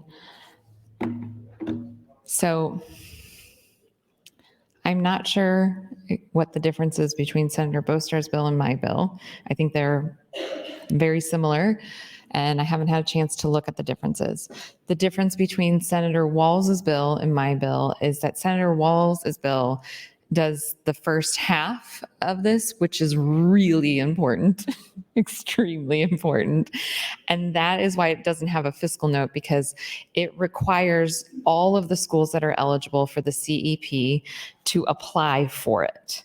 Now, the first time I introduced this was either 2019 or 2020. I think it was 2020. It was the start of 2020.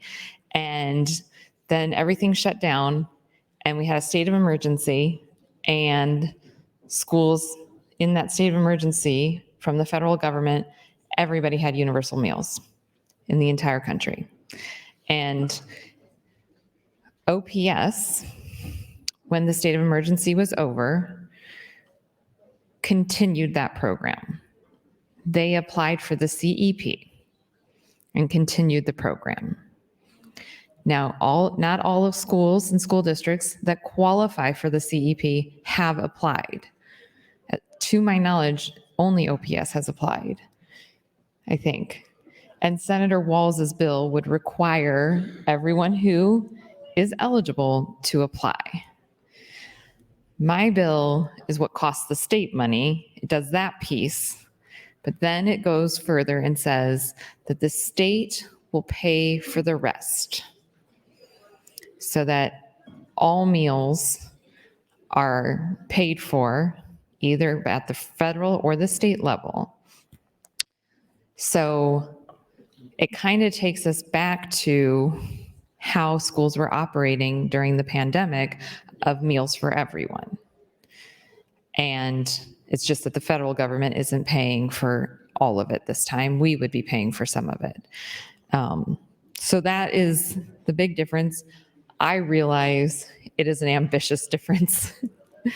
And if this body is only going to do one thing, please do Senator Walls' bill.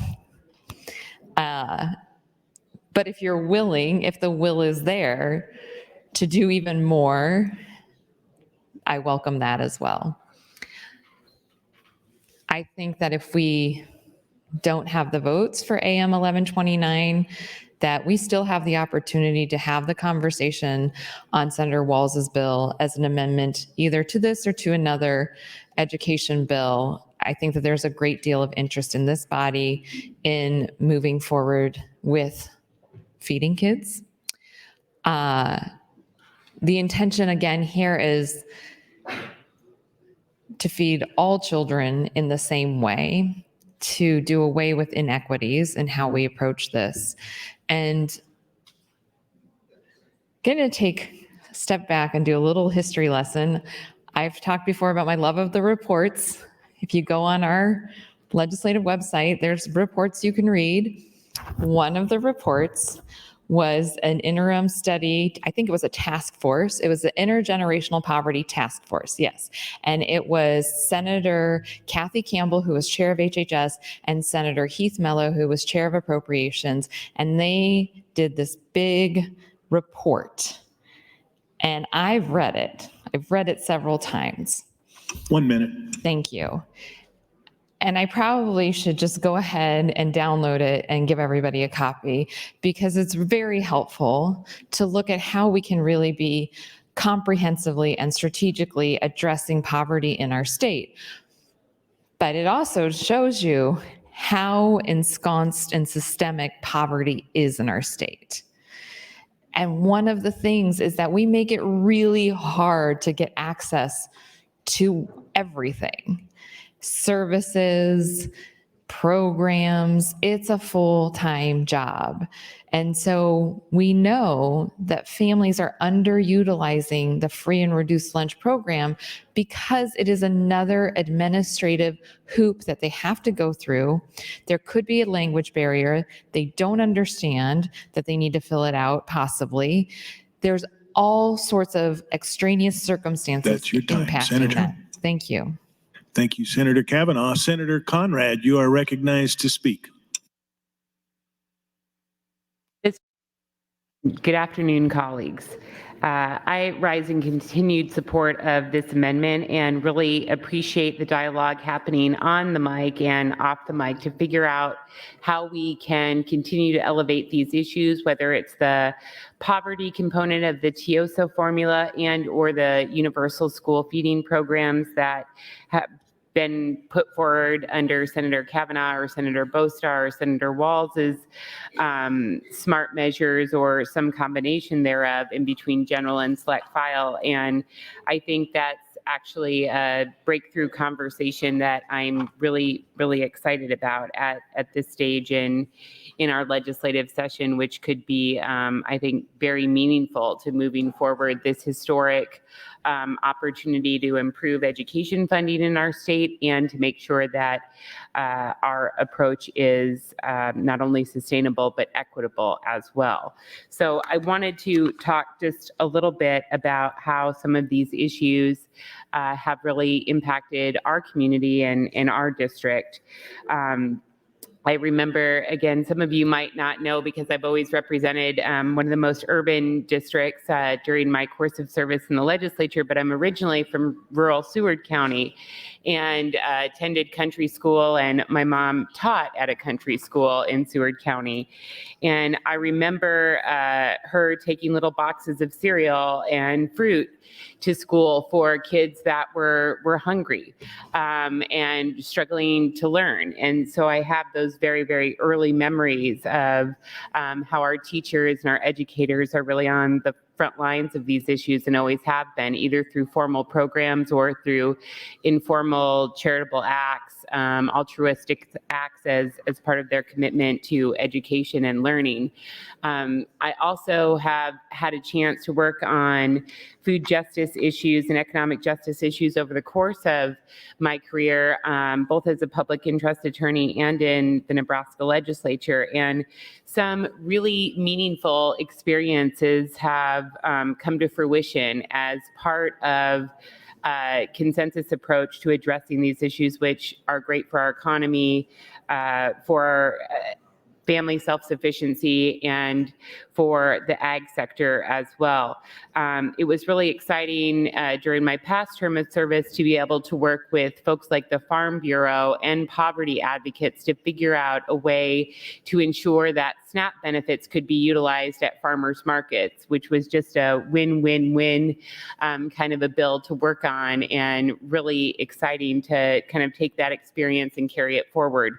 Of course, we see these same synergies and collaborations come forward when we're talking about the reauthorization of the Farm Bill on the federal level, and they always come into play when we're talking about either farm to table kind of opportunities in our school or just overall our approach to our school feeding programs.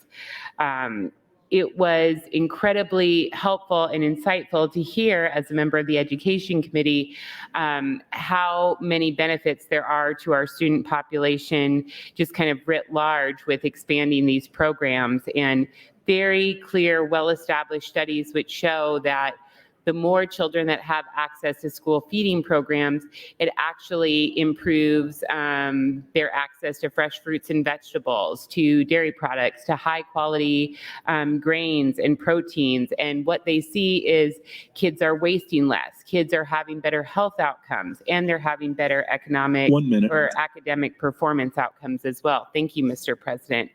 And I know from our experience volunteering at our school where my children attend Fund Elementary in North Lincoln, I have heard firsthand, volunteering shoulder to shoulder with other parents, about what a lifeline the backpack program or the food market program is for their families. When they get to the end of the month, and these are folks that are working really hard, many times 2, maybe 3 jobs, just to try and meet their family's basic needs, but how that little extra push, that little extra help, that little extra access to healthy food, whether through the backpack program or the food market program or the schools meal program, really helps them to keep their head above water.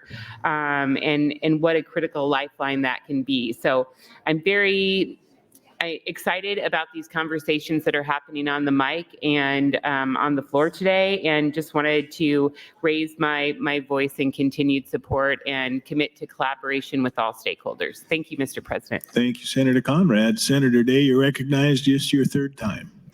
Thank you, Mr. President. I rise once again in strong support of AM 1129. Before I move on, I did want to mention, in reference to Senator Frederickson's remarks about pediatric food and SpaghettiOs, I craved SpaghettiOs so bad with my now 10-year-old son when I was pregnant with him that I would eat SpaghettiOs for at least 1, maybe 2 meals a day. We were also very poor at the time, to the point that, we would have maybe $40 to spread out over 2 weeks worth of groceries. So SpaghettiOs served a couple of different purposes. They're not just for kids, I will say. They were delicious. And now my 10-year-old son, who I was pregnant with at the time, literally cannot go a day without eating a can of SpaghettiOs. So SpaghettiOs are not just for kids. I am thrilled that we are having this conversation, a good faith conversation about genuinely helping kids who live in poverty and making sure that kids have fundamental things taken care of when it comes to getting a good education, like making sure that they have adequate food and access to it during the day. I appreciated Senator Frederickson's other comments about the backpack program and about how sometimes the backpack program isn't just feeding the students, it's also feeding the parents. And I think we've been doing a lot of research related to, I have to put in a plug for my own bill, LB 84, the extension on the gross income eligibility cap for the for SNAP eligibility. And right now, food banks are operating at 40-year highs. They're operating at levels higher than they were operating at during the pandemic. There was a recent article that came out from Fox 42, and in it, Brian Barks, the president of Food for the Heartland, said, "We've never experienced such a sustained hunger crisis in the 40 years of our organization." The food bank of the Food Bank of the Heartland serves 73 Nebraska counties. So not only is this a very serious ongoing issue with making sure that we're getting kids food so that they can get educated during the day when they're at school, but we are experiencing a very serious food insecurity crisis right now here in the state of Nebraska that we have to address. And I think this is a really fantastic opportunity to do that here. And additionally, I think I appreciate the conversations that we're having around food insecurity, but I think we also need to make sure that we are considering the larger conversation about the connection between poverty and education, and how some of Senator Walz's proposals can play into that, in addition to her food insecurity bill, the other bill that she has that would increase the cap on the poverty allowance, which is currently sitting at 30%, being able to increase that, and then also being able to address food insecurity in schools would help us more holistically address the issues that face so many of the students that we have here in Nebraska whose families struggle with poverty. So I hope that we can keep that in mind going forward, and I would yield the rest of my time. Thank you, Mr. President. Thank you, Senator Day. Senator Hansen has some guests in the north balcony. 4th graders from Wisner-Pilger Public Schools, please stand and be recognized by your Nebraska Legislature.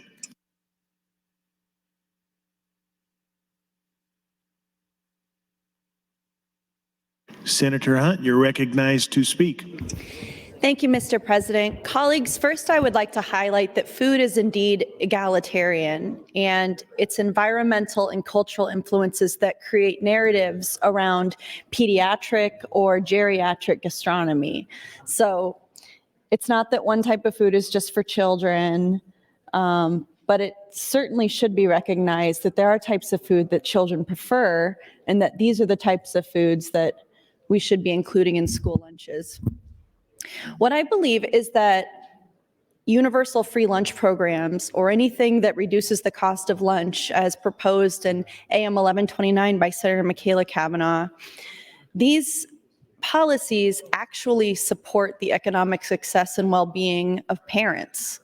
It's not just the kids who reap the benefits of that, but it's their parents as well, and maybe more so. Providing free lunches to all students, regardless of a family's income level, can help alleviate the financial burden on parents who struggle to provide nutritious meals for their children. We know that in Nebraska, just like many other states, families are facing rising costs of food that strain their budgets. And according to Feeding America, 1 in 9 Nebraskans struggle with hunger, including 1 in 7 children. That means that many families in Nebraska are forced to make tough choices between paying for food, housing, healthcare, and other basic needs. But when parents don't have to worry about the cost of school lunches, they can allocate their limited financial resources to other basic needs like housing, food, utilities, bills, fixed costs that are still going up month to month. We know that there's been an average of over $200 rent per month increase in Nebraska over the last 3 years. And these are serious strains on Nebraska families. And when they don't have to worry about what their kid is going to eat at lunch, this can help reduce stress and financial strain on families. And it allows them to focus on other aspects of their lives, like work and education, and just being able to have quality time with their families. When children have access to free, nutritious meals during the school day, they're less likely to experience hunger or malnutrition, which can have negative impacts on their health and academic performance. This can also reduce stress and financial strain on parents who might have to choose between buying food, paying for medical bills, and paying for other essentials. When parents know that their kids don't have to worry about what they're eating for lunch at school, it also increases their productivity and workforce participation. When kids have access to free lunches at school, parents don't have to take time off of work to prepare or provide meals for their children. This can help parents stay in the workforce and increase their earnings potential, which can improve their overall economic well-being. Free lunch programs can also help reduce absenteeism among low-income students and working-class Nebraskans, which can have positive impacts on parental employment and earnings. In Nebraska, as in many other states, low-income students are more likely to miss school due to illness or hunger. When children are healthy and well-fed, they are less likely to miss school. And then this can reduce the need for parents to take time off work to care for their children or attend to their medical needs. Another benefit of lunch programs is that they can help reduce the stigma associated with receiving government assistance. Many low-income parents might feel ashamed or embarrassed about receiving assistance for their child's meals. 1 minute. Thank you, Mr. President. And many children may experience bullying or being targeted by their peers because they know they receive food assistance.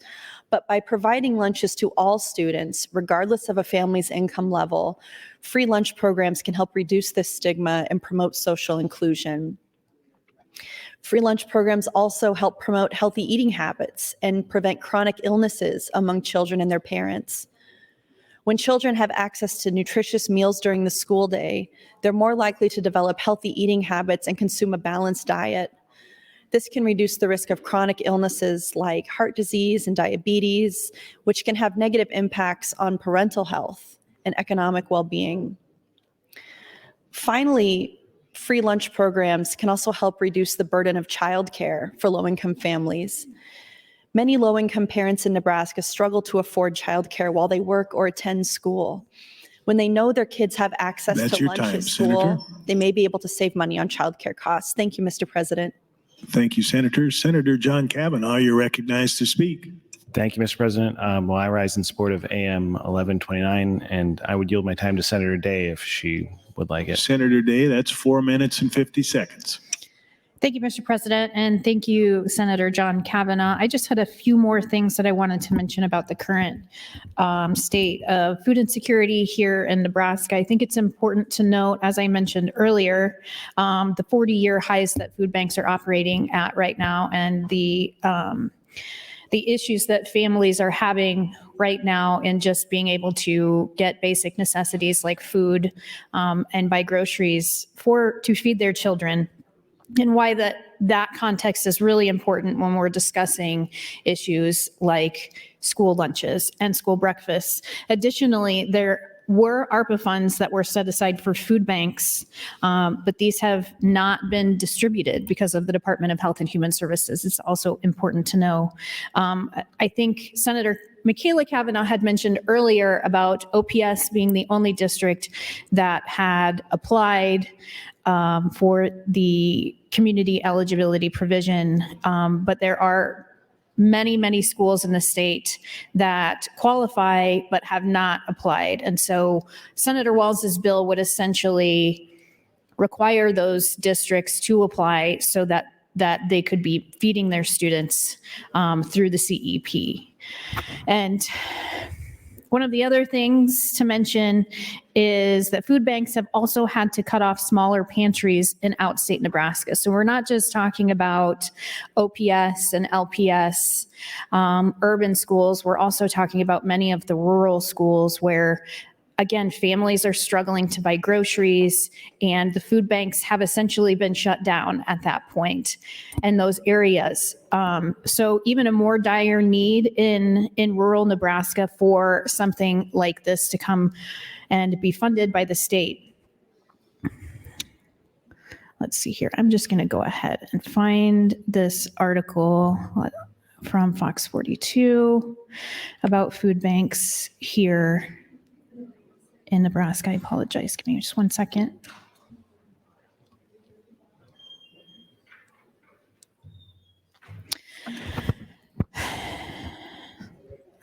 So in the article, it just talks about Food Bank of the Heartland. CEO Brian Bark said partnerships like the one with Google are critical in efforts to meet the demands of the communities it serves throughout most of Nebraska and western Iowa.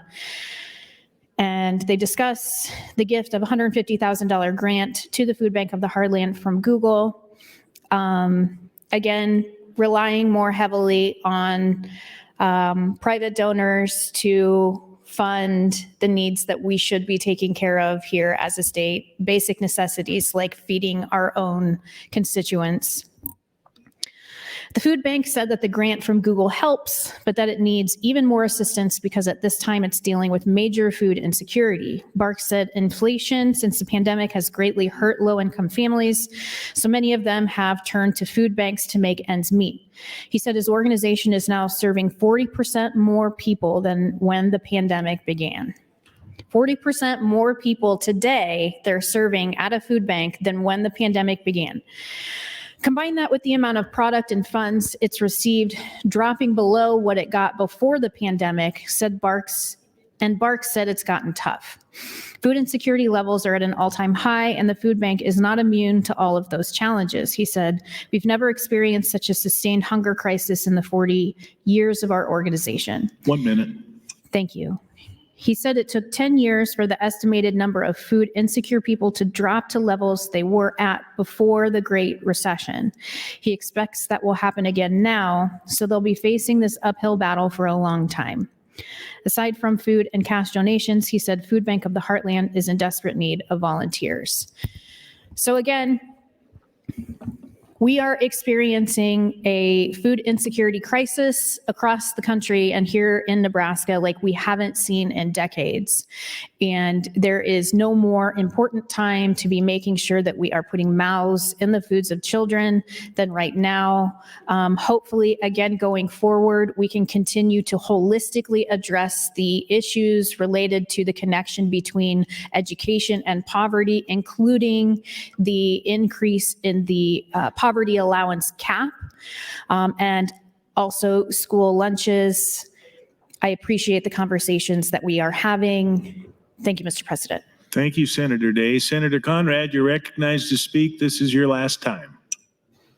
Thank you, Mr. President. Again, good afternoon, colleagues. I just wanted to continue to share a little bit of information, some anecdotal experiences, and some additional data in regards to these critical issues that we're talking about when it comes to addressing poverty in our schools and in our state, and how we can work together to try and figure out a better path to support families, support kids, and get a great bang for the buck in terms of economic outcomes as well. So one thing that I think is really important to think about in regards to these programs is that the state has generally taken a fairly thoughtful approach to leveraging local dollars, state dollars, whenever we can to get the most out of federal funds and federal programs. That just makes good sense. When we can partner our state dollars with federal programs and draw down more of our taxpayer dollars to help more of our citizens, that's just a smart way to stretch those dollars further. So I think that's inherent in these school feeding programs that we've been talking about as well.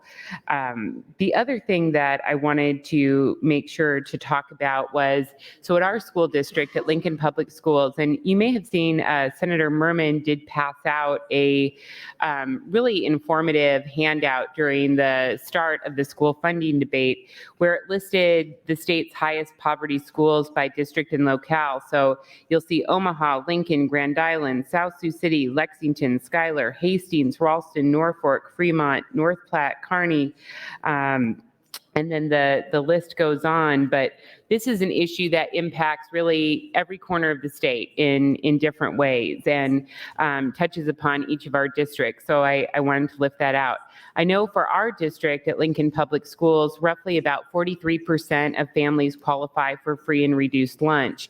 And free and reduced lunch is generally about 130% to 185% of the federal poverty level. So I know that all of those statistics can be a little bit hard to sift through, so I wanted to just put a fine point on it, what that means.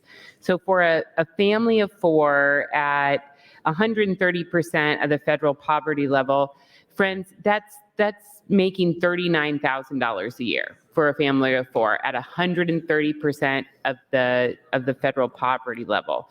So imagine having to cover your basic expenses, basic life expenses for a family of four: childcare, transportation, housing, clothing, food, etc., for a family of four at about $39,000 a year. That sliding scale for the reduced factor up to about 185% of the federal poverty level. For a family of four, that's $55,000 a year. So that's what we're talking about when it comes to eligibility for the free and reduced lunch. And my friend Senator Frederickson did a great job of detailing kind of overall what the picture looks like in terms of families and kids that are food insecure in Nebraska, based on some statistics from Feeding America. I also have had a chance to review the statistics from the Kids Count report, which I think maybe have a slightly different methodology, but that show that number could grow anywhere from even, beyond 64,000 kids to maybe even 92,000 kids. And I want to thank you, Mr. President. Just take a moment to think about that number. Think about if we have over 90,000 kids in Nebraska who are food insecure, that's roughly the amount to fill Memorial Stadium, that iconic space in our state's in our state's history and present and future, and of course, located in the Fightin' 46 Legislative District of North Lincoln. But think about that for a minute, to really just put a fine point on how many of our Nebraska neighbors, how many kids in need are really out there wondering where that next meal comes from and what that means for their ability to be successful at school. When we have healthy kids, we have healthy families. When we have healthy families, we have healthy schools. When we have healthy schools, we have healthy communities. And all of those things are good for our economy and good for our future. So I'm really excited about these conversations. Thank you, Mr. President. Thank you, Senator Conrad. Senator Hunt, you're recognized to speak. Thank you, Mr. President. Poverty is a significant problem in Nebraska, as Senator Conrad and others have spoken about regarding AM 1129 introduced by Senator Michaela Cavanaugh. And we know that poverty in Nebraska especially affects children disproportionately. According to the U.S. Census Bureau, the poverty rate for children under 18 in Nebraska is 15.8%, which is 2 points higher than the national average. Poverty can have far-reaching consequences on the physical, emotional, and intellectual development of children, and one of the most significant effects of poverty is food insecurity, which AM 1129 seeks to address. When families cannot afford to provide adequate nutrition for their kids, it leads to all kinds of problems, malnutrition, obesity, other health problems, and it also leads to problems for the family.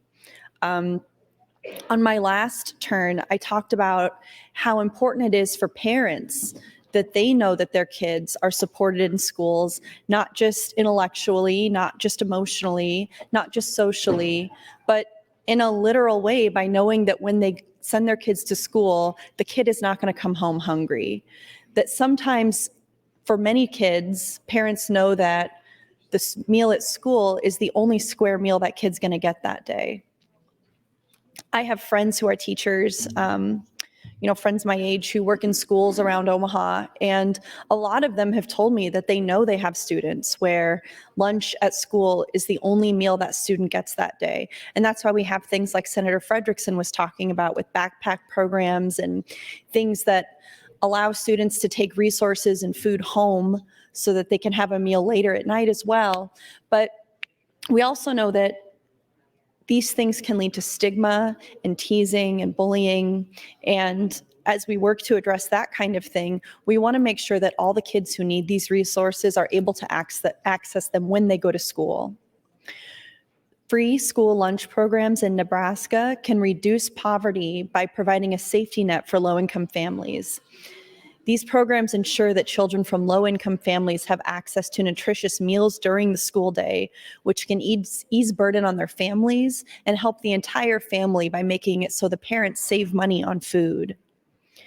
This can improve the economic well-being of families because then they can allocate their resources toward other basic necessities like housing, healthcare, education, different bills they might have around the house, and just anything they want to do to improve the quality of life of their family. I mean, I think sometimes we're always really, really too hard on people in poverty. You know, I've heard so many people in this body say things like, well, if they're impoverished, why do they have a TV? Why do they have a big screen TV? Why do they have an iPhone? Why do they have a car?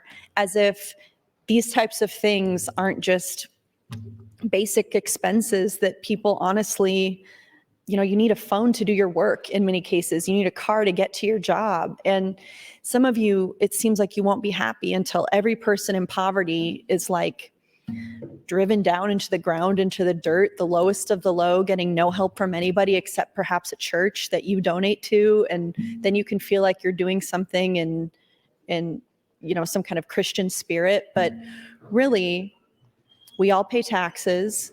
Plenty of those taxes go to support incentives for corporations, tax cuts for businesses, tax credits for people who donate to private schools that discriminate. All of these things that we're considering in the Nebraska legislature, but the simplest things that we need to do to just put money back in the hands of Nebraskans because they know best what to do with it without making them fill out a form, without making them apply for a credit, without making them wait at a line at an office, just giving them their money back and giving them services and benefits that we know is targeted to the people who need it most. And school lunch programs, nutrition education, resources that kids can bring home after school so that their families don't have to worry about their health and safety. These are good uses of taxpayer funds. And that's why I support and urge your support of AM 1129. Thank you, Mr. President. Thank you, Senator Hunt. Senator John Kavanaugh, you're recognized to speak. Thank you, Mr. President. I would yield my time to Senator Michaela Kavanaugh if she would have it. Senator Michaela Kavanaugh, 4 minutes, 52 seconds. Thank you, Mr. President. Thank you, Senator John Kavanaugh. I really appreciate the engagement on this issue and for the senators that have been coming up off the mic and asking questions. So thank you for that.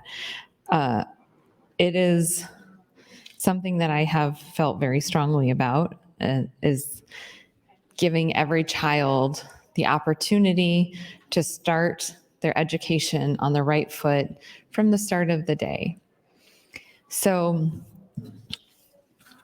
again, AM 1129, it allows for all schools to have universal meals.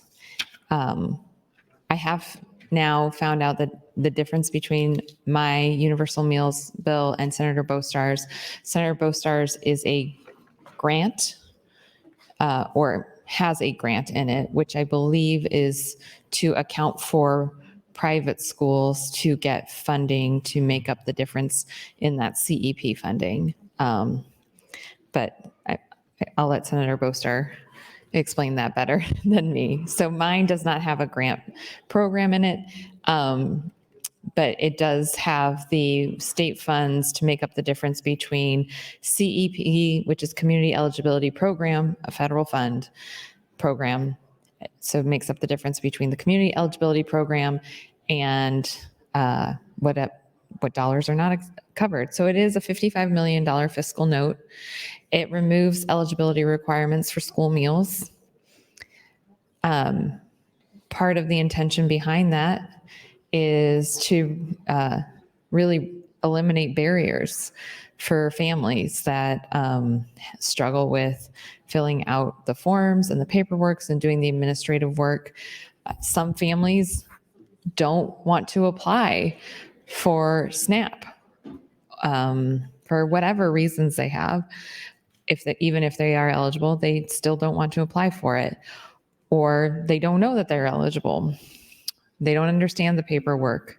Sometimes the eligibility requirements are too stringent for what they as a family need. So there's a lot of reasons that go into that, and those programs help determine the eligibility around the free and reduced lunch program and help schools identify who qualifies. And so there's a lot that we are putting on the schools. There's a lot that we are putting on the families when it comes to the eligibility requirement.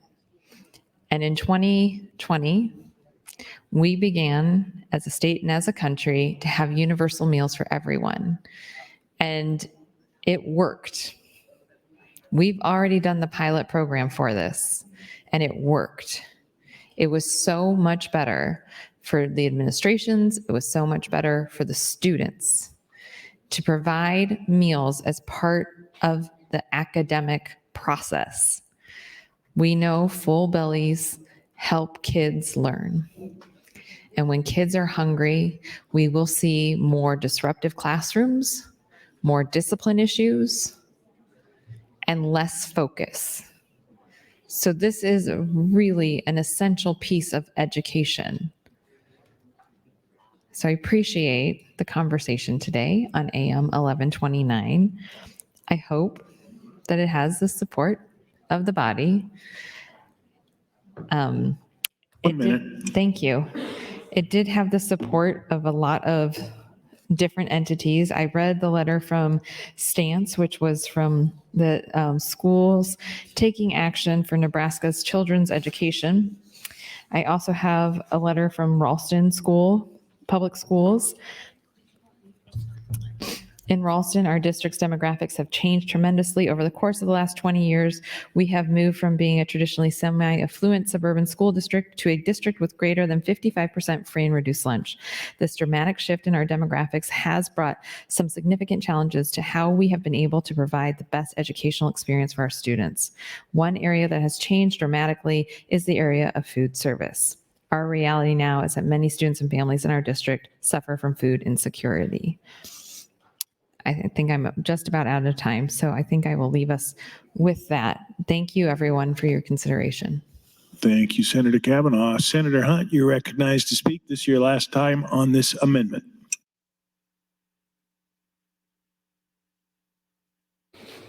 Thank you, Mr. President.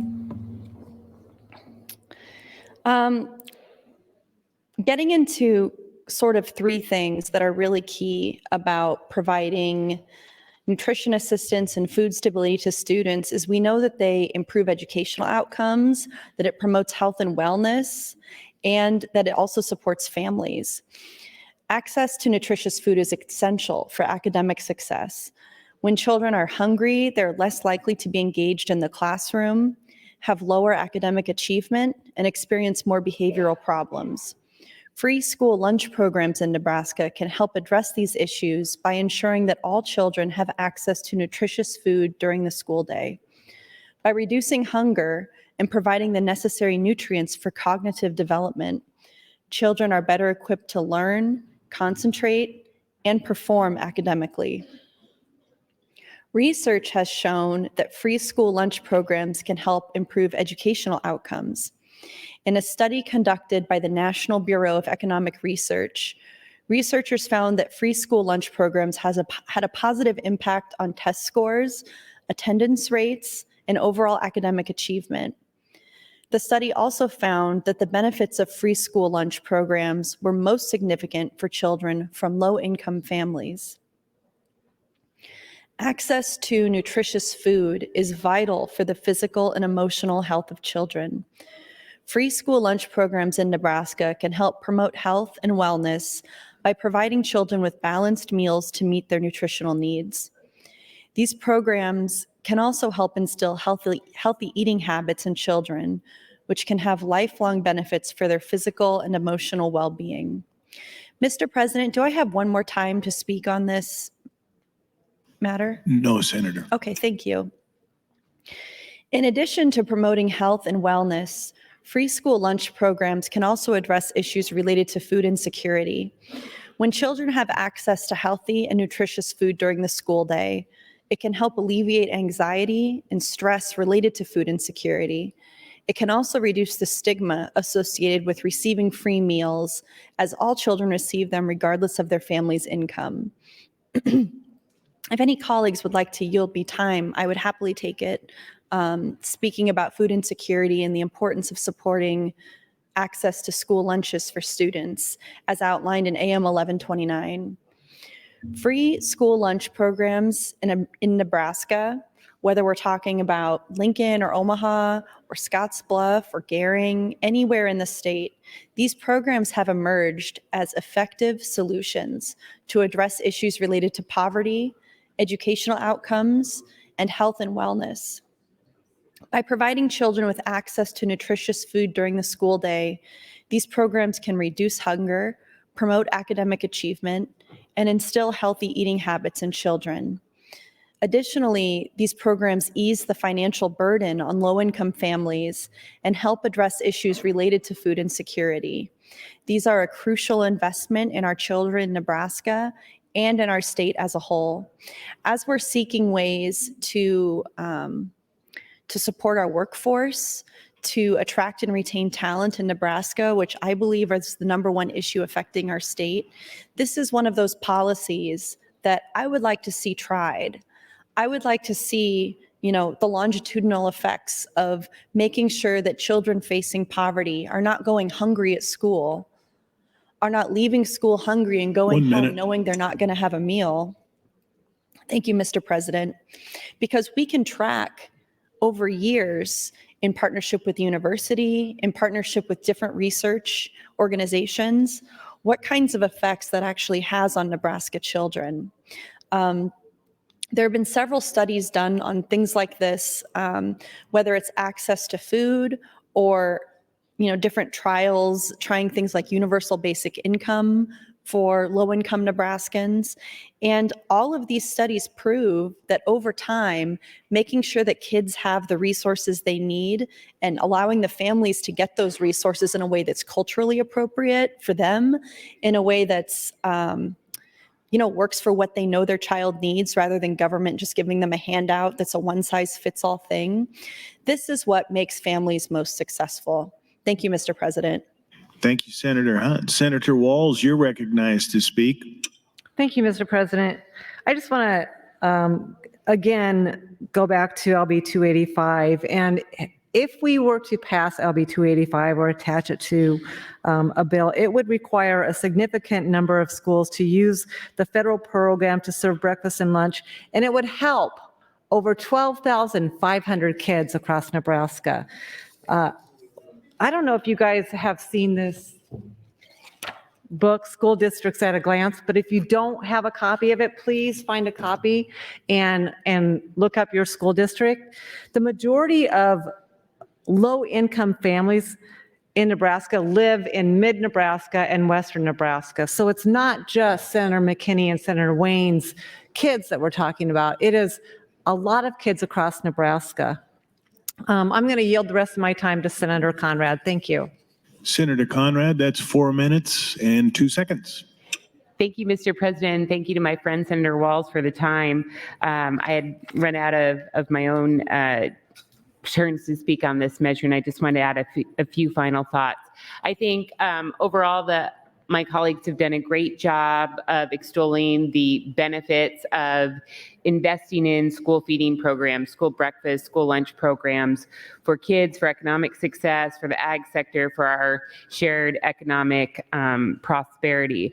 But I wanted to also just kind of lift up a few of the additional cautions if we don't make these kinds of investments. We've heard a little bit about some of the stigma that attaches to families who utilize free or reduced lunches. And we know that by removing those stigmas, by offering a more universal approach to these programs, that more people will take advantage of these healthy, nutritious options in our school. And that's overall a very, very good thing. We also know by picking up some of these costs that we can save our schools a significant amount in terms of red tape and administrative costs in administering these programs. So that's another benefit for the schools, and lessens, of course, the cost ultimately for property taxpayers. The other piece that I wanted to lift for people as we continue this conversation from general to select file, reach out to your schools, ask them to share their student handbook or their parents' handbook, to really take a hard look at how each individual school handles school lunch debt. I know that this is an area of concern that I've continued to express concerns to my local district at LPS about.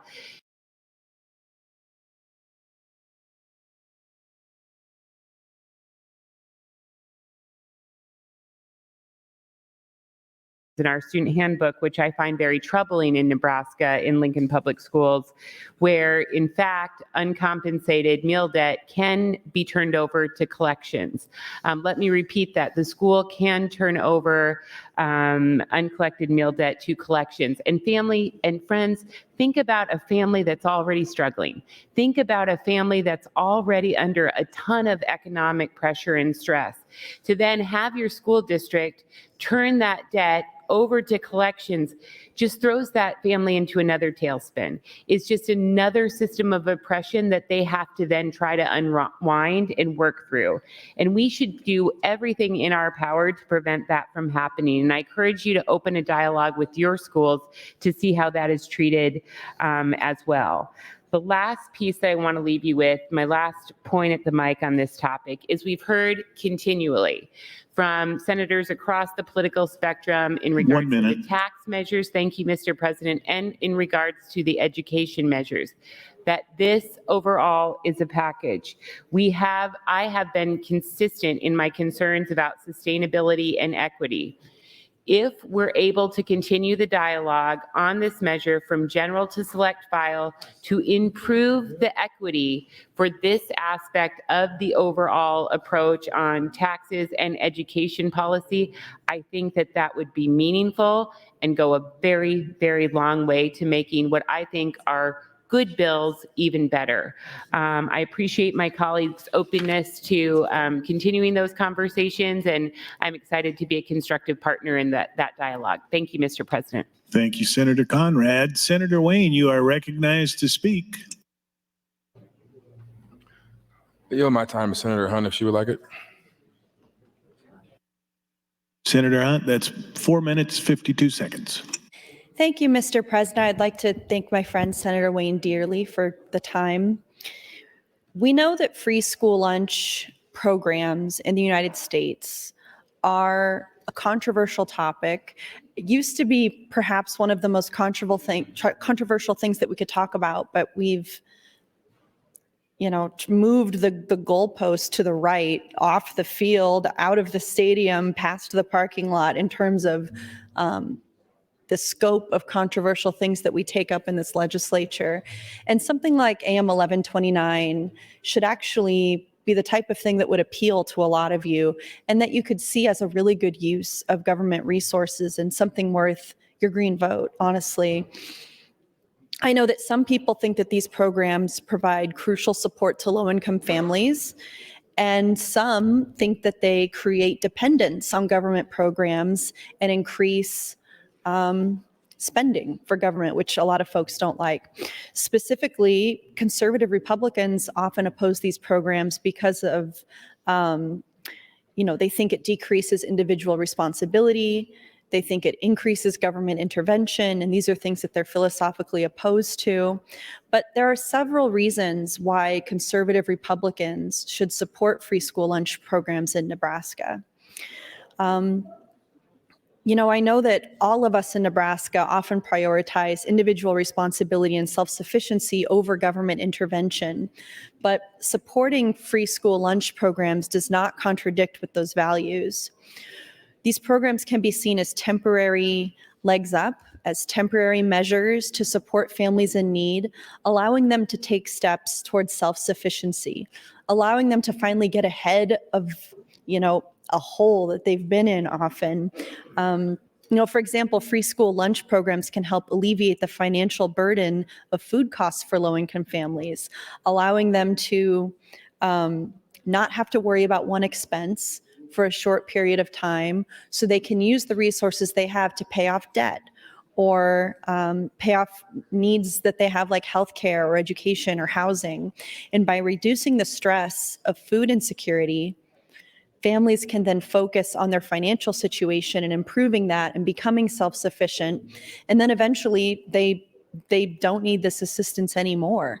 This is a really common thing that happens with programs like this.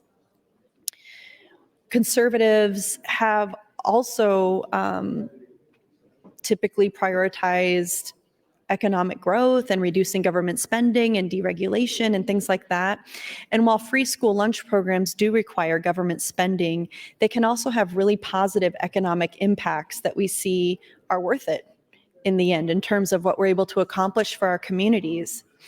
By ensuring that children have access to healthy meals during the school day, free school lunch programs can improve educational outcomes, and that can lead to higher earning potential in the future. To say nothing of how this helps parents who are currently in the workforce, who are facing poverty or just facing, temporary difficulty supporting their families. Free school lunch programs can also reduce healthcare costs by promoting healthy eating habits and reducing the risk of obesity and other health problems. This can lead to lower healthcare costs and increased productivity in the workforce. Free school lunch programs also play a crucial role in improving educational outcomes. Thank you, Mr. President. Children who are hungry or who are malnourished are less likely to perform well academically, and that can have long-term consequences for their future earning potential and their future ability to contribute to their communities. By providing nutritious meals during the school day, Free school lunch programs can help ensure that all children have the opportunity to succeed academically, regardless of their family's income level. This can lead to improved test scores, attendance rates, and overall academic achievement, which can benefit all children in the long run. Poverty reduction is another area where free school lunch programs can align with conservative principles. While some may argue that free school lunch programs create dependence on government programs, they can also provide crucial support for families in need. By reducing the financial burden of food costs, free school lunch programs can help families allocate resources That's your toward other time, basic Senator. needs. Thank you, Mr. President. Thank you, Senator Hunt. Senator Vargas, you're recognized to speak. Thank you very, very much. I stand in support of Amendment 1129 for many of the same reasons that others have been standing up in support of this. I think a few of us in this legislature are actually former teachers, Senator Walz and myself. Maybe I might have missed somebody else, but as somebody that has been teaching in the school systems across this country, I think it's important that we recognize that there are barriers that continue to stand in front of students. And food insecurity is one of them, and it's for all different ranges of families. I was a free reduced lunch kid. I took advantage of many of these programs pretty much my entire life, and I think it's important that we consider what are these additional avenues that can make it easier for working parents and working families to be able to send their kids and not worry about one other additional cost.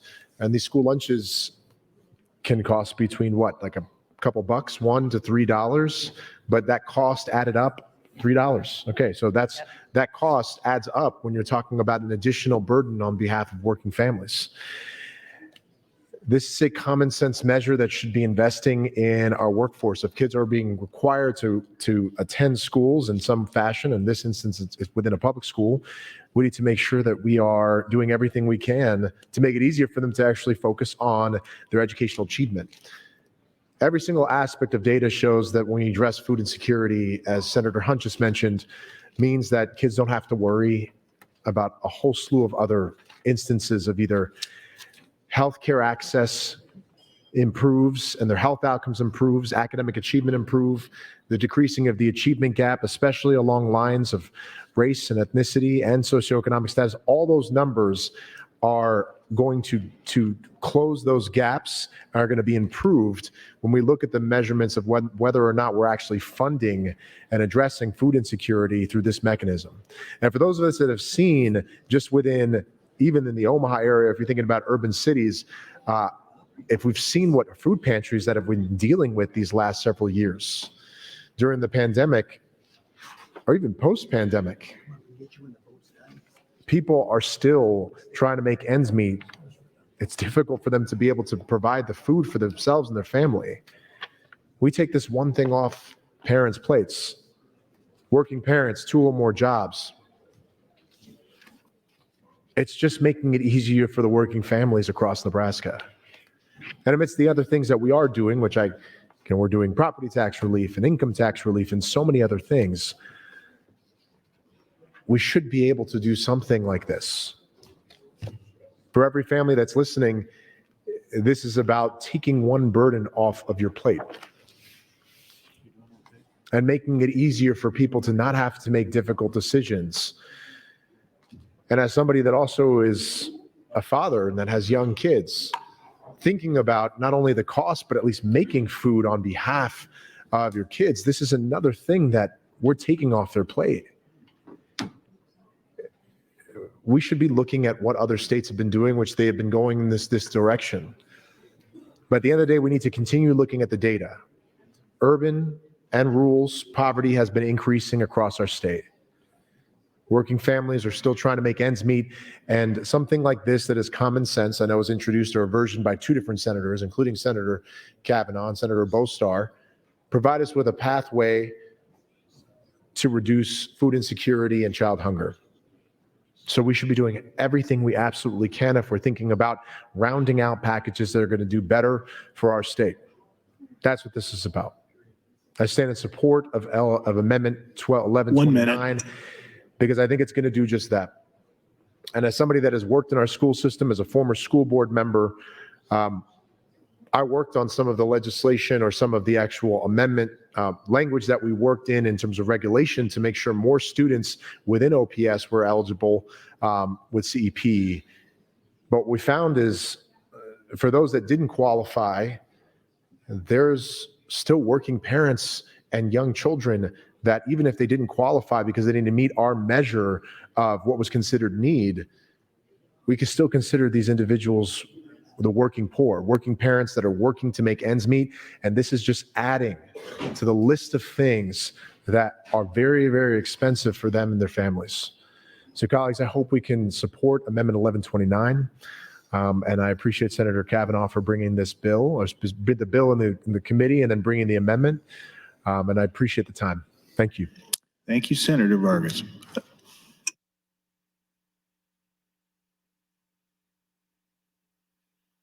Mr. Clerk, for a motion. Mr. President, Senator Sanders moved to invoke cloture on LB 583 pursuant to Rule 7, Section 10. Senator Sanders, for what reason do you rise? Request call of the House. There's been a request for a call of the House. The question is, shall the House go under call? All those in favor vote aye. All those opposed vote nay.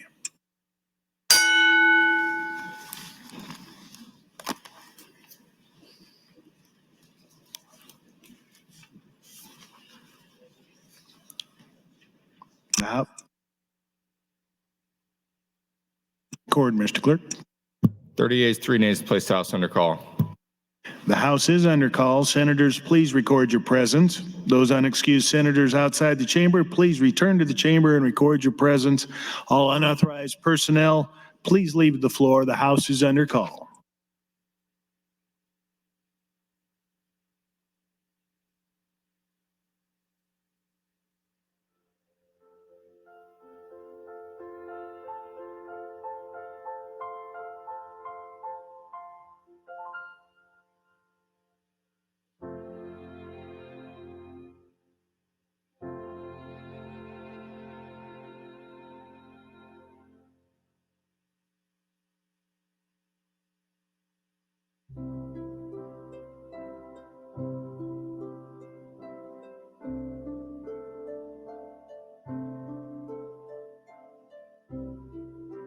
Senators Armendariz, McKinney, Dover, Clemens, Wayne, Hunt, and Hansen, please return to the chamber and record your presence. The House is under call.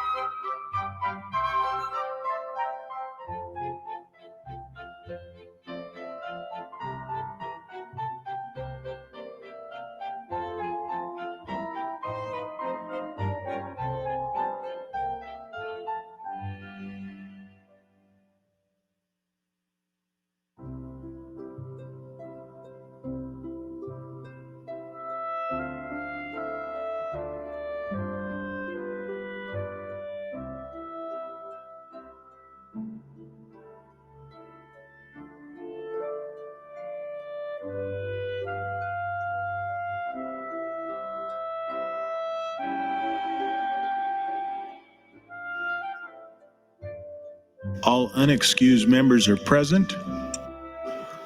Members, the first vote is to invoke cloture. All those in favor, vote aye. All those opposed, vote nay.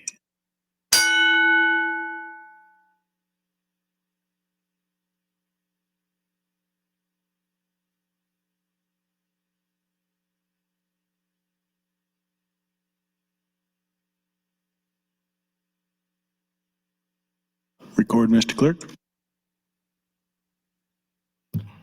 43 ayes, 3 nays to invoke cloture.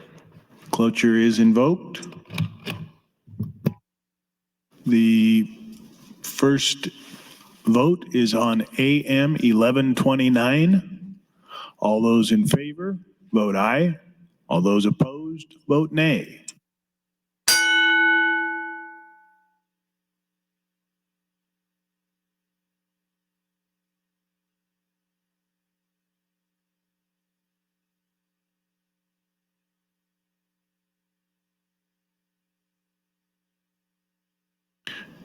Record, Mr. Clerk.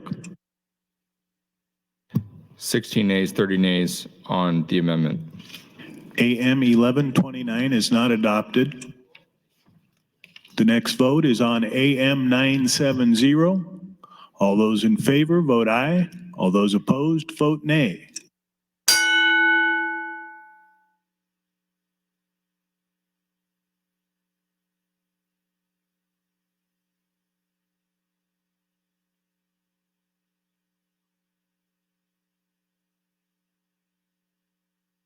Record, Mr. Clerk. 41 ayes, 3 nays on the committee amendments, Mr. President. AM 970 is adopted. The final vote is on the advancement of LB 583 to ENR initial. All those in favor, vote aye. All those opposed, vote nay.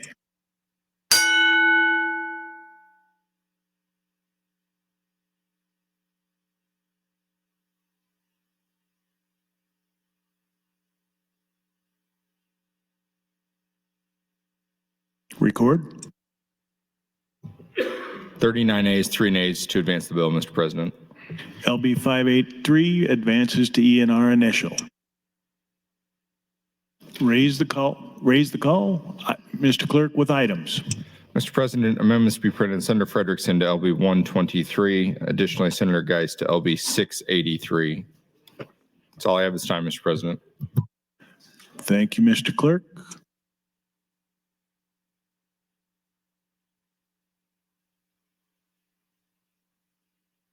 Mr. Clerk.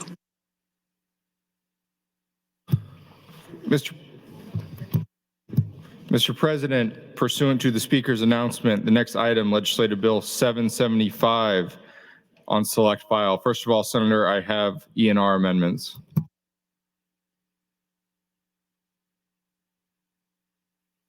Senator Ballard, you're recognized to speak. Mr. President, I move that ENR amendments to LB 775 be adopted. All the voice. Senator Kavanaugh, you're recognized to speak. Thank you, Mr. President. ENR amendments are a debatable motion. So here I am. I will note that the Q screen over in the corner is blank. It's just white. All right. I feel like we've heard this song before, LB 775, Senator Lowe's bill. I don't remember which one it is. Let's see here. This is change revisions of the Nebraska County and City Lottery Act, the Nebraska Racetrack Gaming Act, and the Nebraska Visitors Development Act. Cool. Well, colleagues, we have moved over on the agenda, and I don't know about any of you, but color me intrigued. It was all the hubbub on the floor yesterday that LB 753 was being scheduled, that we were going to have the debate on the Opportunity Scholarship Act. And lo and behold, here we are just skipping it over. Neither here nor there to me, but I do find it interesting and curious, and I do wonder if it has anything to do with the city elections happening in Lincoln today, or why we would be skipping over something that was clearly put on the agenda, and we were told that we needed to be here until midnight tonight. Do we still need to be here until midnight tonight if we are skipping over a 4-hour chunk in the agenda, or do we get to go home 4 hours earlier? That would mean we don't get to the pet bill. And I'm very much looking forward to it because I have some excellent amendments on that one. Excellent. What I'm sad about on LB 296 is that it will be happening too late for my children to watch, because Senator Ballard, I think they're really who the audience I'm targeting for the amendments on your bill. So yeah, here we are, LB 775, and I'm really just here to take time. We have been moving a lot, and I am really looking forward to, I know we won't get this until the budget comes out of committee and we start having that conversation, but I'm really looking forward to when we get that budget sheet attached with our daily agenda and worksheet order, because that really helps to inform how much money we are moving. And when we move something from general to select, like we just did, after it is on select file, because it has to go through ENR, enrollment and review.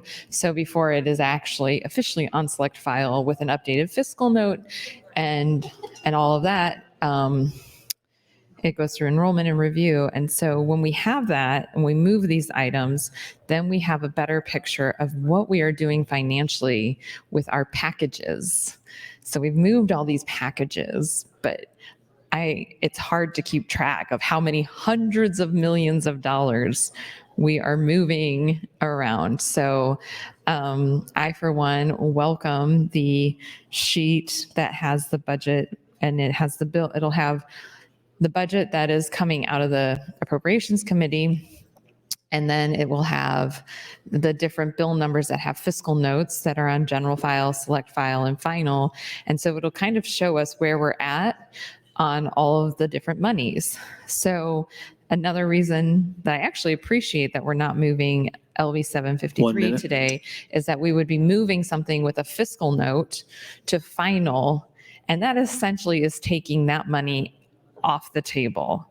So if there's other things that you want to see happen as we are negotiating the budget and the tax packages, taking something that has a fiscal note to final is taking money off the table for the whole conversation, which, God bless, if you can make that happen, you should go for it.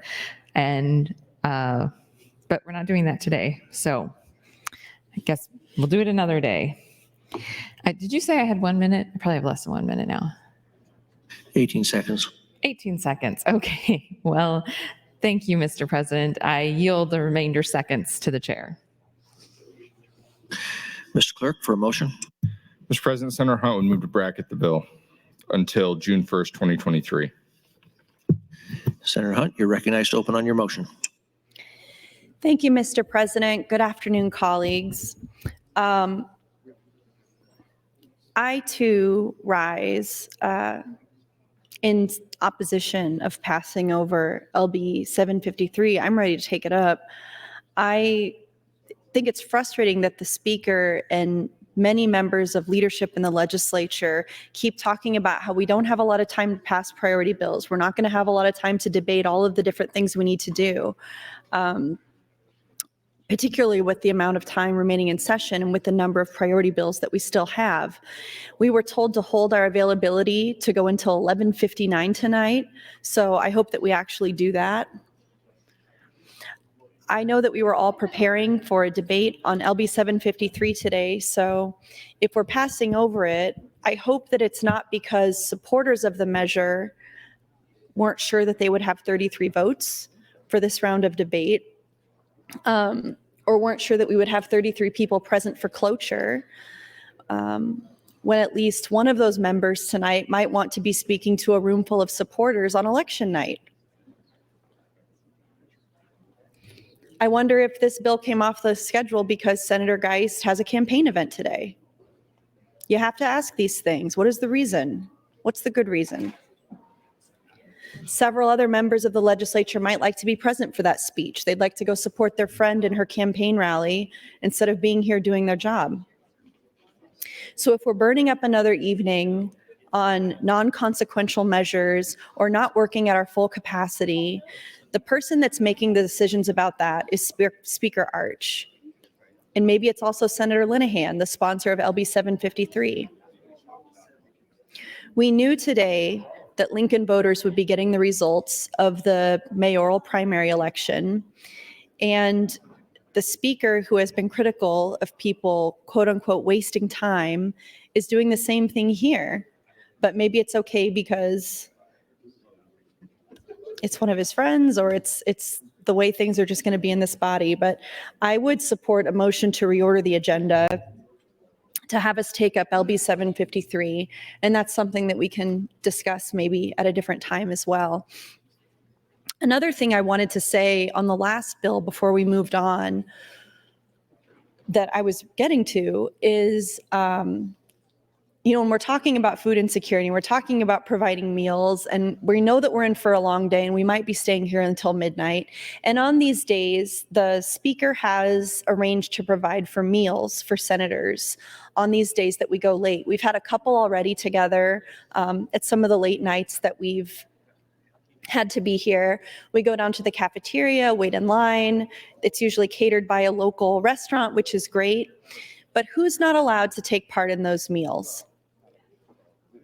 Staff, the people who support the work that we do on the floor, who in my case certainly are working many times harder than I am to prepare what I need for different bills, to help me understand the issues that are coming before us, going to meetings, making sure that our constituents are heard, making sure that everybody who calls and emails and writes, which in my office it's been a lot lately, the number's up, I'll say that. My staff is making sure that all of these people get acknowledged and also get their real problems handled while making sure that I'm ready for debate, while making sure that I understand the issues that are coming before us, while managing calls and requests for meetings and information from lobbyists and all of the different entities that contact our office and stay in contact with us. And they have to be here too. They're here just as late as we are. And these aren't the people who can typically, go to Billy's or go to any of these restaurants any day and find a lobbyist and they're willing to pick up their check. These are also people who are not actually paid very well, who don't get amazing benefits, and the state suffers for that. The people of Nebraska suffer when we don't support our staff to the degree that they need to be supported. In my office, I frequently use campaign funds to get lunch for my staff to make sure that they've got enough food to do their job and get by. Because I want them to know that I appreciate their contributions to our office and to our district, and I don't want to lose them. I have magnificent people working in my office who are overqualified for this work, who could easily find jobs where they make more money, get better benefits, perhaps have a little more quality of life and happiness, honestly, because this job can be very stressful for people who are in the ideological minority. But they're here, and they're as invested as I am in serving our state. And at 6 or 7 or whatever time, we're all going to get a break to go have food, paid for by, I frankly don't know. And our staff doesn't get that same privilege. I'm not sure I don't want to even look because I agree with neutrality and objectivity, but I don't even know if the clerk's office gets that same privilege, or if the pages do, or who's providing food for them when we have to stay these long days. And it could be that someone is, and I certainly hope so, because it's really a lot to ask, especially because of the antics of all of you. We keep hearing every single day, we don't have a lot of time left in this session. I guess we only have time to potentially pass 21 bills this session. We haven't even, let's see here, 56th day, we haven't even passed a single bill yet. This is the longest the legislature has ever gone, as far as I know, without passing a bill. And the reason for that is all of you and the choices that you have consciously made, that you would rather take away health care from children than move on in the normal course of business and be able to focus on the things that matter to Nebraskans. That's the reason we're staying here till midnight. That's the reason our staff is hungry and not getting to have any of the meals that we get to go down to the cafeteria and enjoy. So the cruelty coming out of this legislature really abounds, whether that's to staff that serve us here in the legislature or to our constituents who put us here, not to take their rights away, but to make their lives easier, to support them in their pursuit of living the good life. And these aren't priorities that we've made clear in the legislature. What you've said your priorities are is taking healthcare away from kids, discriminating, supporting hateful bills, passing bigotry into law, out of nowhere, by the way. And that really just seems to be how the wheel turns in politics. There are more than 17 of you. There are probably more than 25 of you who don't support Senator Kathleen Kauth's bigoted ban on healthcare for children. For that matter, there's more than 17 of you that don't support Senator Joni Albright's ban on abortion. But because you serve a different master, than your own conscience, this is where we are. I wish the whole session had been an abortion fight. That's what I had spent the whole year preparing for, but we're here taking time because one of you out of like 8 who could have possibly taken the vote because you don't like the bill, one of you didn't have the courage to say, I'm not going to support Senator Kathleen Kauth's half-baked, immature, bigoted, discriminatory bill that targets trans youth in our state. Instead, I'm going to trust medical professionals. I'm going to trust Nebraskans and our neighbors who know what's best for their kids. And I'm going to trust the kids themselves who have the knowledge they need and the maturity they need to know what's best for them. Besides all that, you're completely ignorant about how the healthcare actually works. You believe the worst of what you've seen in terms of urban legends on the internet or something like that, but none of that actually reflects how this healthcare works. And we should stick to things that we understand, not things that are just politically popular for your party. That's what Nebraskans are asking us to do. Thank you, Mr. President. Senator Michaela Cavanaugh, you're recognized to speak. Thank you, Mr. President. I guess this is my first time on the bracket motion. I rise in maybe support of the bracket motion. Why not? Spice things up a bit. Let's bracket a bill. I rise in support of what Senator Hunt was talking about. We are continuing to talk on legislation with no intention other than to talk on legislation, because it has been, I think this is the 6th week that this has been going on, 6 weeks. And I think after this week, there's maybe 7 weeks of session left. Because I put a challenge to this body to decide what the priorities of this body are. And this body answered a couple weeks ago when we had a vote on 574. Answered that 574 was a priority over doing the business of the state. I made it very clear, and Senator Hunt made it very clear, that if that was the priority, then our priority was to slow things down. I've come to realize, however, that this is kind of a gift for many members of the body. As much as people have complained about all the time, the quote unquote wasting time, the more time we take, the less we do, and the less we do, the less we do. And for those that think that the government is too bloated, doing less is appealing. I view doing less as doing less harm. So I guess we're all winning in that scenario. I do think that it is concerning that we're starting to see major pieces, or as we've heard over the last couple of days, packages of legislation coming to the floor and only having 8 hours of debate when there are a multitude of bills in the pieces of legislation. So far, I think the largest package has been 6 bills. And that is substantial. That is substantial.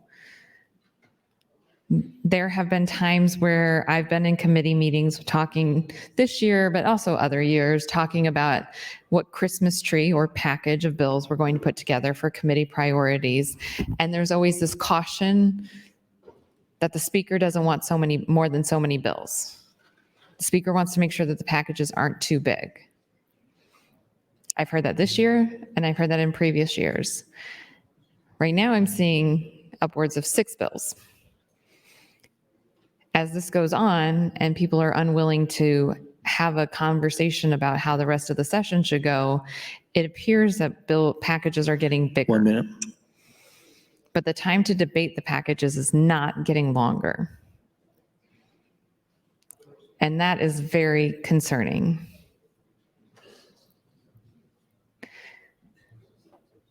And as we go on, if the packages are going to be bigger than 6 bills, which 6 bills is substantial, if the packages are going to be bigger than 6 bills, I think we as a body should ask if 8 hours is enough time for general file debate.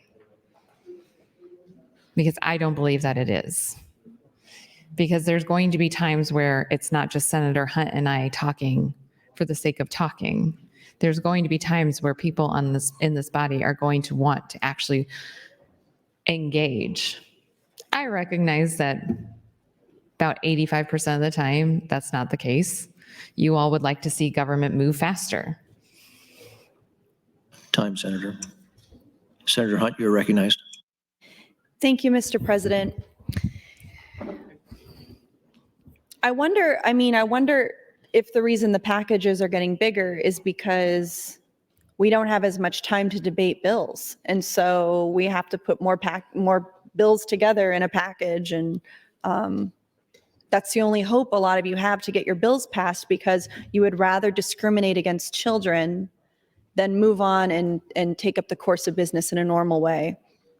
But in the case of LB 583, which we just finished debating 8 hours, the package was respected. The package was supported. We all got behind the package and came together because the package wasn't too big. And we were able to get it done in the end. I sound like one of Senator Joni Albright's hearings. That's how all of you sound when you talk about it. What concerns me about the turn this legislature has taken is the way we are normalizing extremism, radical, far-right, violent policies that actually do result in violence against marginalized people in Nebraska. There's been an alarming rate in violence against transgender individuals, particularly transgender women of color. And many of those attacks are carried out by extremist groups who use anti-trans rhetoric as a call to action.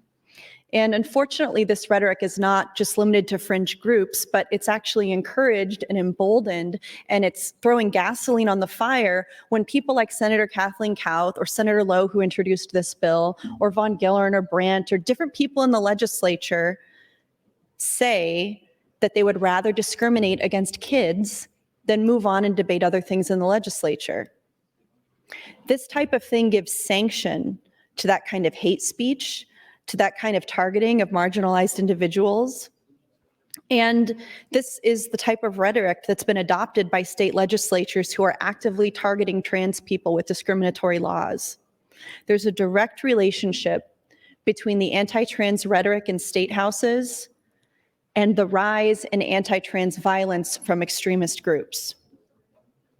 Yesterday, Senator Slama did a false equivalency and stood up and said that she hopes that nothing I've said has incited violence against the Catholic Church that she attends, which was defaced over the weekend. It is a shame what happened in her church, and I hope that whoever is responsible for that vandalism is held accountable for that. I would never support vandalism or desecration of any place of worship. I agree that these are sacred spaces that mean a lot to the people who attend them, and any kind of desecration of these spaces is wrong.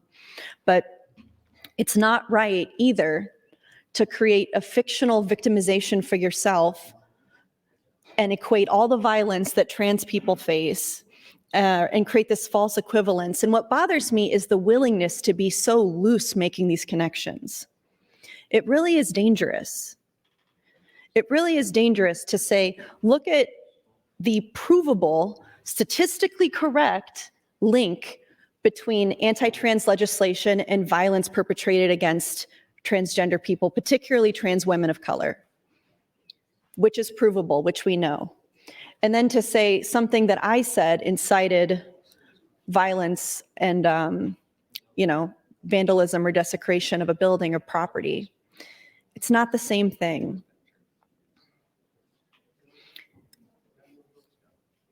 But that's the whole thank you, Mr. President. That's the whole project of the far right now, which is, yes, religious people are being persecuted, and therefore we need to reinstate the church in our schools and in our nation's highest governmental bodies. It's the most atrocious logic. That makes no sense. The transphobic rhetoric of conservative politicians has emboldened extremist groups to carry out violent attacks against trans people, because these groups see the rhetoric of state legislatures as a green light to carry out violent attacks against trans people. By making discriminatory laws that target the trans community, our legislature is sending a message that it's okay to discriminate, it's okay to commit acts of violence against trans people, and furthermore, that it's normal and right. Thank you, Mr. President. Senator Raybold, you are recognized. Thank you, Mr. President, and thank you, Senator Hunt and Senator Kavanaugh. I wanted to share this transcript of a mother in Texas, a Christian mother in Texas, and it's sort of all over the internet and on YouTube, and I'll just read it to you right now. Molly Carnes is an LGBTQ plus advocate and mother of an adult transgender daughter. She has testified before the Texas legislature many times to support equality for LGBTQ plus Texans. Molly has appeared on NPR, CBS, and spoken at various rallies and protests in Texas. She is also happy to represent PFLAG Houston today. Here's her testimony. She says, I'm Molly Carnes, and I'm the Christian parent of a precious transgender daughter. I oppose this certain legislation. So here we are in a public health committee meeting in Texas where we set the record for having the highest number and the highest rate of uninsured people in the country. But what are we talking about today? Trying to ban medical care that every major medical association endorses, trying to take away treatment from poor kids and adolescents in the foster system by barring the use of public funds for this care, instead of fixing that child welfare system that has lost the lives of 100 children since 2020. These are the Texas stats. She goes on to say, you're taking actions that could cause real harm to these youth, but you don't care because you're convinced that you know better than parents and specialists and transgender people themselves. And it appears you even think you know better than our Creator himself. My daughter was created in God's image for a good purpose, and her being transgender gives her a unique perspective to serve the world in the body she travels in, but a temporary home for the beautiful soul that she carries. As a small child, my daughter told us she needed 10 hugs a day to be happy. By adolescence, she was so uncomfortable in her own skin, we had to ask permission to touch her. The young woman who now says that her love language is touch couldn't bear to be touched for years. As a parent, I have witnessed what life-saving medical care did for her. She is now joyfully into who God created her to be and hugs back in abundance. We have had the right to obtain appropriate medical care for her, and we did because we were smart enough, informed enough, and diligent enough to do so. I don't need you to protect my kid. I'm trying to protect my kid from you. HB 1686 just riles me up. Still carves out rights, however, of parents to consent to genital surgeries on babies who are intersex at birth. Your bill literally endorses gender treatment for babies who cannot consent and denies such treatment to youth who want it. If you want to dig in about medical treatments on children that have nearly ruined their lives, go talk to intersex adults. Transgender people are not broken. They do not need to be cured. They need to be allowed to thrive. They are God's beloved, and the way they understand the soul is a gift, and nothing you can say or do can change that. And you want to know what St. Paul said? He said in Galatians 3:28, neither Jew nor Greek nor slave, nor free, nor male or female, because we are all one in Christ. Thank you. Senator Michaela Cavanaugh, you're recognized to speak. Thank you, Mr. President. Okay, so I've got annual report here from RISE, Break the Cycle. RISE is a great organization. For those of you that aren't familiar with it, authentic address. The biggest things I learned through taking RISE are what my strengths are, what career paths will be a good fit for me, how to overcome my fears, and how to write a resume and cover letter. I've learned that I can do anything I set my mind to by showing up, doing the next right thing, and keep moving forward. No excuses, even if I'm scared. The outcome will be better than if I never tried at all. That even if I fail in what I tried to do, I didn't fail myself because I gave my all and tried. Taking RISE has helped me to grow into an overcomer.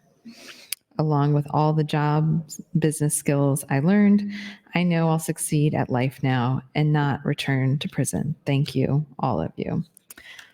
It's a great letter, and it's inspiring. It's inspiring to keep trying, to keep moving forward, to not give up. It can be exhausting not giving up. Physically exhausting, sure, but it can be mentally exhausting as well. Over the last couple of days, I tried to focus more of my comments on the topics at hand, thinking, well, if we're going to talk about taxes and have a substantive debate, let's do that. But then I realized that didn't matter. So I'll just go back to talking about whatever I want to talk about.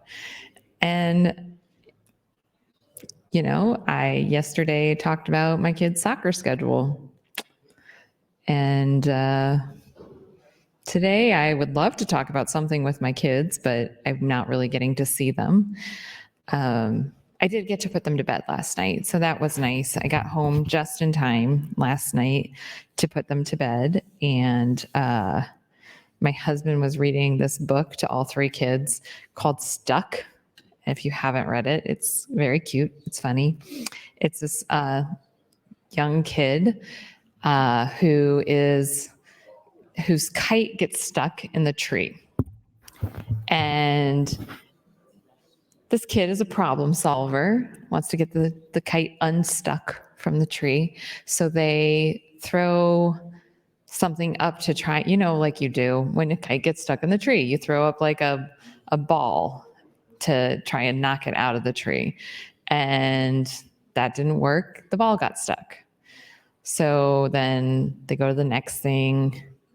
They go and get a ladder. I think that was it. And it's like, oh, okay. They're going to climb the ladder to get the kite out of the tree. No. The kid throws the ladder up in the tree and the ladder gets stuck. And then the next thing, I don't remember what the next thing is, but at one point there is a ship, a long haul truck. This kid is real strong, by the way, throwing all these things up into a tree, a long haul truck, little kid. 1 minute. A paint can, a fire truck, the firemen that were in the truck. And then the kid comes out with, a house. Then the kid comes out with a saw, like a hand saw. And it's like, finally, the kid has figured it out. The kid's going to cut down the tree. No, the kid throws the saw. Eventually, the next day, the kite comes out of the tree because there's so much stuff stuck in the tree that the kite finally comes out. I'm not sure if that's a parable for something, but it was a really cute book, and it was really sweet to watch my husband read it to my three kids while they sat in my lap, and then I got to snuggle them and put them to bed. So that was the treat of the day for me yesterday. Not that spending all day with all of you isn't a treat, but getting to spend a little bit of time with my kids and my husband was definitely the treat of yesterday. So thank you, Mr. President. Senator Hunt, you're recognized as your last opportunity before close. Thank you, Mr. President. Colleagues, spending all day with you is not a treat for me. I don't like it. And I understand more and more why Senator Lathrop didn't run for re-election. He told me last year when it was starting, the rumors were starting to come out that Senator Lathrop didn't want to run for re-election and that his seat would be open in District 12. Some of us were trying to kind of convince him to hang in there. You don't have to work so hard. You don't have to be a chairman of anything. All you have to do is push the right button, And I know many conservatives, that's exactly why you're here. That's exactly why you were recruited. And that's your role here, is just to push the right button at the right time. And we don't have a lot of people on the progressive side who are here for that reason, because every single one of us is vital to honestly protecting the civil rights of Nebraskans. If one of us is out, if one of us isn't on a bill, then it's lost, because we really just don't have the numbers. And frankly, this year in 2023, in this session, we don't have 17 for anything. We don't have 17 for anything. And so the difference of having one person here just to push the right button can mean the difference for Nebraskans between if a miscarrying mother is able to get the health care she needs to preserve her fertility for her family, or if she goes into sepsis and has an emergency and possibly has to be flown into another state for health care. One vote ends up being the difference between life and death for a trans teenager. Those are the stakes, literally. This is not hyperbole. I don't do that. Those are the stakes that we have in this body. So Senator Lathrop said to me last year, Megan, if I only had 2 years left, I would quit. For him, it wasn't even like, I don't want to run for office again. It was like, I am done. I am donezo. I don't want to come back even if the term wasn't up. And boy, I hated to hear that, but I get it. I get it. This job used to be fun. It used to be fun when we could socialize and talk to each other and understand where each other's coming from. And that's the unique thing about this unicameral legislature, is that because we don't have any official party affiliation and we don't have any party leadership for sure, there's no retaliation for fraternizing. And I have friends in other legislatures around the country who don't have that same kind of freedom. I'm not fraternizing with any of you because I see you all as a danger to my family. And after all the beers we've had, after all the laughs we've had, and I've made y'all laugh because I'm funny, so you've had fun thanks to me. You know, you're not able to look past any of that and see my humanity. And frankly, I'm dumb for thinking you ever would. I'm dumb for falling for that. I'm dumb for thinking that I was reaching any of you at any time over the last 5 years, that you ever cared about me, that you ever saw me as equal to you. Every time Senator Merman says things on the mic, like he's done it several times so far this year and many times over our 5 years in service together, Senator Merman saying things like he doesn't support subsidies for childcare because he thinks it's important that one parent stay home. And that the ideal thing is that families don't use childcare, but that they have one parent staying at home to raise the child. Okay, Senator Merman, what parent would that be? What are you literally talking about? 1 minute. You're talking about a wife, a mother in a heterosexual marriage till death do they part, with no sex before marriage, with pure, fidelity until death. And that's not the way things work anymore. And when I hear colleagues say stuff like that, Senator Halloran has said things like this, Senator Merman, several others of you, I take that personally. And I don't take that personally like I'm offended. I don't mean it, I take it personally like I go write about it in my diary and cry. I mean, you're saying something that affects me as a human being that you know you're saying. You know you're talking about me when you say things like that. And you're talking about the thousands, tens of thousands of Nebraskans just like me, where when we adjourn here at midnight and I go home and tuck my kid in, he's already been asleep for hours. Thank you. Senator Michaela Cavanaugh, you're recognized. This is your last opportunity to speak. Thank you, Mr. President. Senator Hunt, would you like my time? Oh, you seem like you were on a roll, so I didn't want to. I'll yield my time to Senator Hunt. Senator Hunt, 4 minute 45. Thank you, Mr. President. Thank you, Senator Cavanaugh.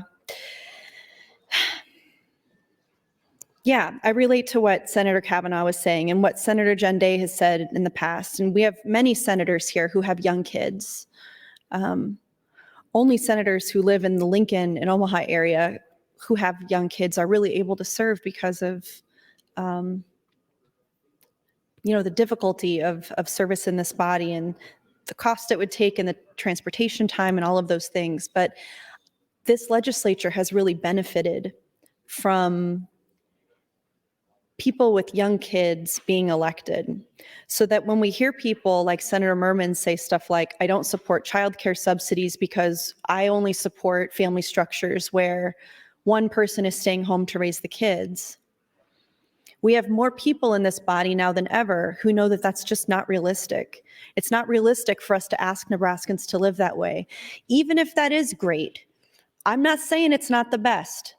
I'm not saying that, kids aren't obviously having great lives being raised that way, but you're going to legislate that? You're going to put that into law? You're going to say my preferred way to raise a family and have a family is going to be the way everyone has to do it, and I'm going to deny resources to anybody who has to live differently? What's wrong with you? That's not an attitude that's rooted in a spirit of public service. That's not an attitude that's rooted in an understanding of the way Nebraskans actually live. So one of the questions I get often, when we talk to school groups or kids or business groups or whatever different thing that we get asked to talk to in the course of our service as state senators, I get often asked, what's the hardest part about being a state senator? And the list is mounting. The list goes on and on. It's really not fun anymore. It's not fun anymore, and it's not such an honor anymore because the dignity of the work that we're doing has been debased so deeply by Senator Ben Hansen, who wouldn't even allow every person who showed up here, waited 7+ hours to speak to their state legislature to have a turn to get their voice heard. It's been debased by people like Senator Rob Clements, who's the chair of the Appropriations Committee, and used his one senator priority on a bathroom bill. The indignity of this place. It's been debased by at least 6, 7, 8 state senators who went against their conscience and voted for a bill that they don't even like or support to legalize bigotry and discrimination against trans kids who need health care, introduced by Senator Kathleen Kauth, who belongs on the backbench.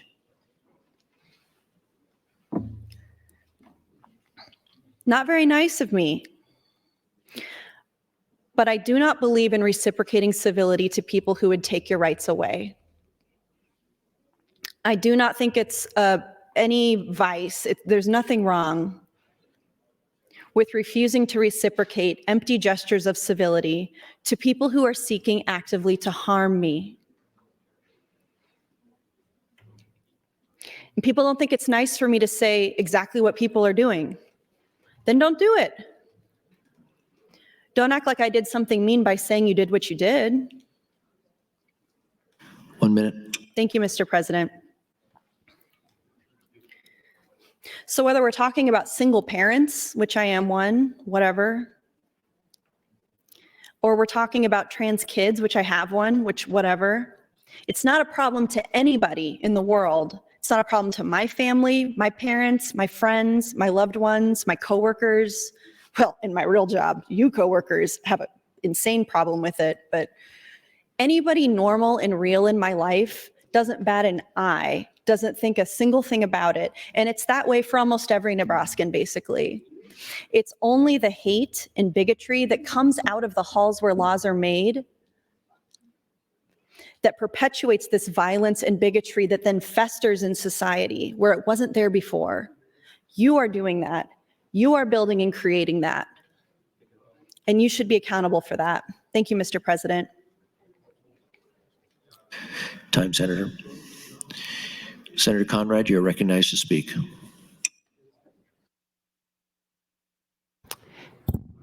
Thank you, Mr. President. I'm happy to yield time to Senator Hunt if she so desires.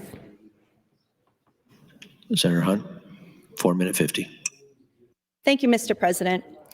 Every time someone like Senator Merman says that he's not going to support childcare because he doesn't think parents should stay home or he doesn't think parents should work, he doesn't think parents should ever have the need for childcare because if the mom is staying home and not working, then why would she need daycare? I take that personally. Not that I'm offended. Speech doesn't offend me. But that I know when he says these things, when I have colleagues that agree with these kinds of things, that they're talking about me and they're talking about the tens of thousands of other Nebraskans who are in the same situation. And what the connotation is, what they mean to say and are not saying is that they think single parents have made bad choices in their lives or they wouldn't be in the position that they're in. They can't imagine a world where people make different choices than they made.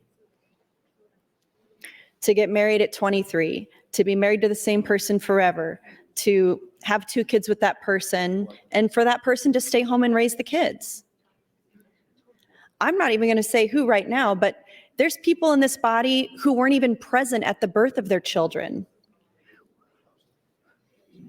Were they, sowing the fields? Were they busy on the tractor? No. They didn't care.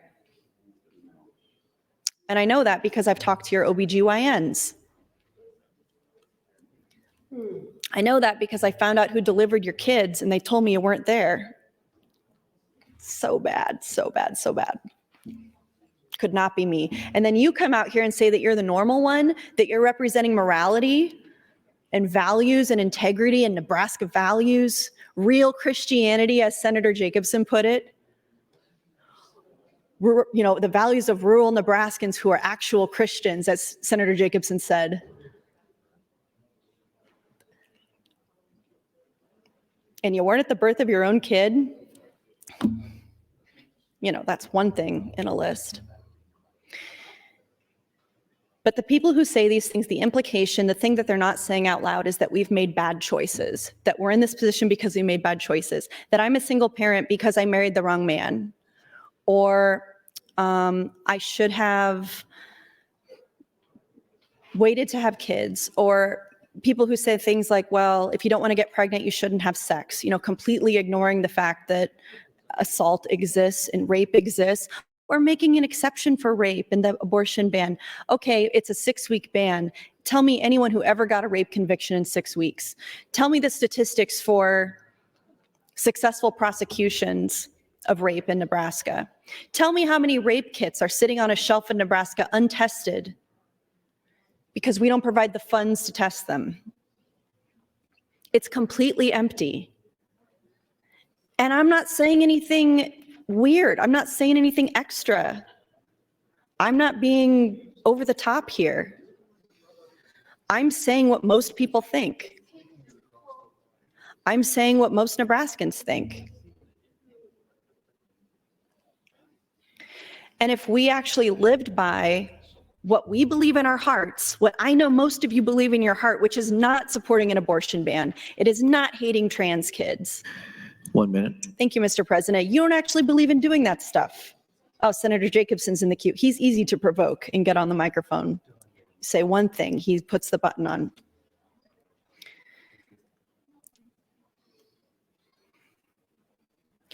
I'm saying what most Nebraskans agree with, and that is that we'd like to move on with the course of business in this legislature. We'd like to talk about different issues. We'd like to make it so we don't need a big, huge, giant package that we all have to get behind and support just to get some bills passed because we're running out of time. But that's on you. One of you has to come off that bill. One of you has to come off the bill. And more than 6 of you want to, so draw straws or decide to hang together as a group. Make some deal with the Nebraska GOP on how you're going to message it and figure it out. Thank you, Mr. President. Senator Jacobson, you're recognized to speak. Thank you, Mr. President. I think every now and then, those that are watching like to get a dose of truth rather than the fantasy land that we continue to hear from Senator Hunt. She obviously lives in an entirely different fantasy world than the rest of us do in this body and across Nebraska. And that's great. I appreciate, I respect her for her wild views that she has, and she can make herself think that that's normal, but it's not. Come to my district, drive around, talk to people in my district. That's not normal. That's not normal. We tend to twist all of these issues. Senator Kauth brought a bill that she is willing to amend, that the Democrats would have, and Senator Hunt would have gladly accepted 3 weeks ago, but wanted to run the vote thinking that the votes weren't there. Well, guess what? They were. And now she's upset. Still has the opportunity to accept the amendment, but won't do it. So don't tell me who won't negotiate. Don't tell me who's not willing to compromise, because everyone has been. Calling out Senator Kauth, every name in the book, is hateful. That's hate speech. Senator Kauth is a good person. She's a conservative. I respect her for her views, and I'll back her. It gets very frustrating when you have the name calling that goes on and then say, oh, I'm the good guy. We're the good guys. No, you're not. Not when you start doing the name calling, the hate speech that occurs on this floor. That's out of line. That's inappropriate. At some point, somebody's got to stand up and point that out. When it comes to abortion, isn't it amazing that the people are so concerned about the kids have no problem brutally murdering children in the womb? That's perfectly fine. I can't wait till we get to the debate on 626. Yes, I'm a staunch pro-life conservative. I believe that every life matters, including the lives of trans kids.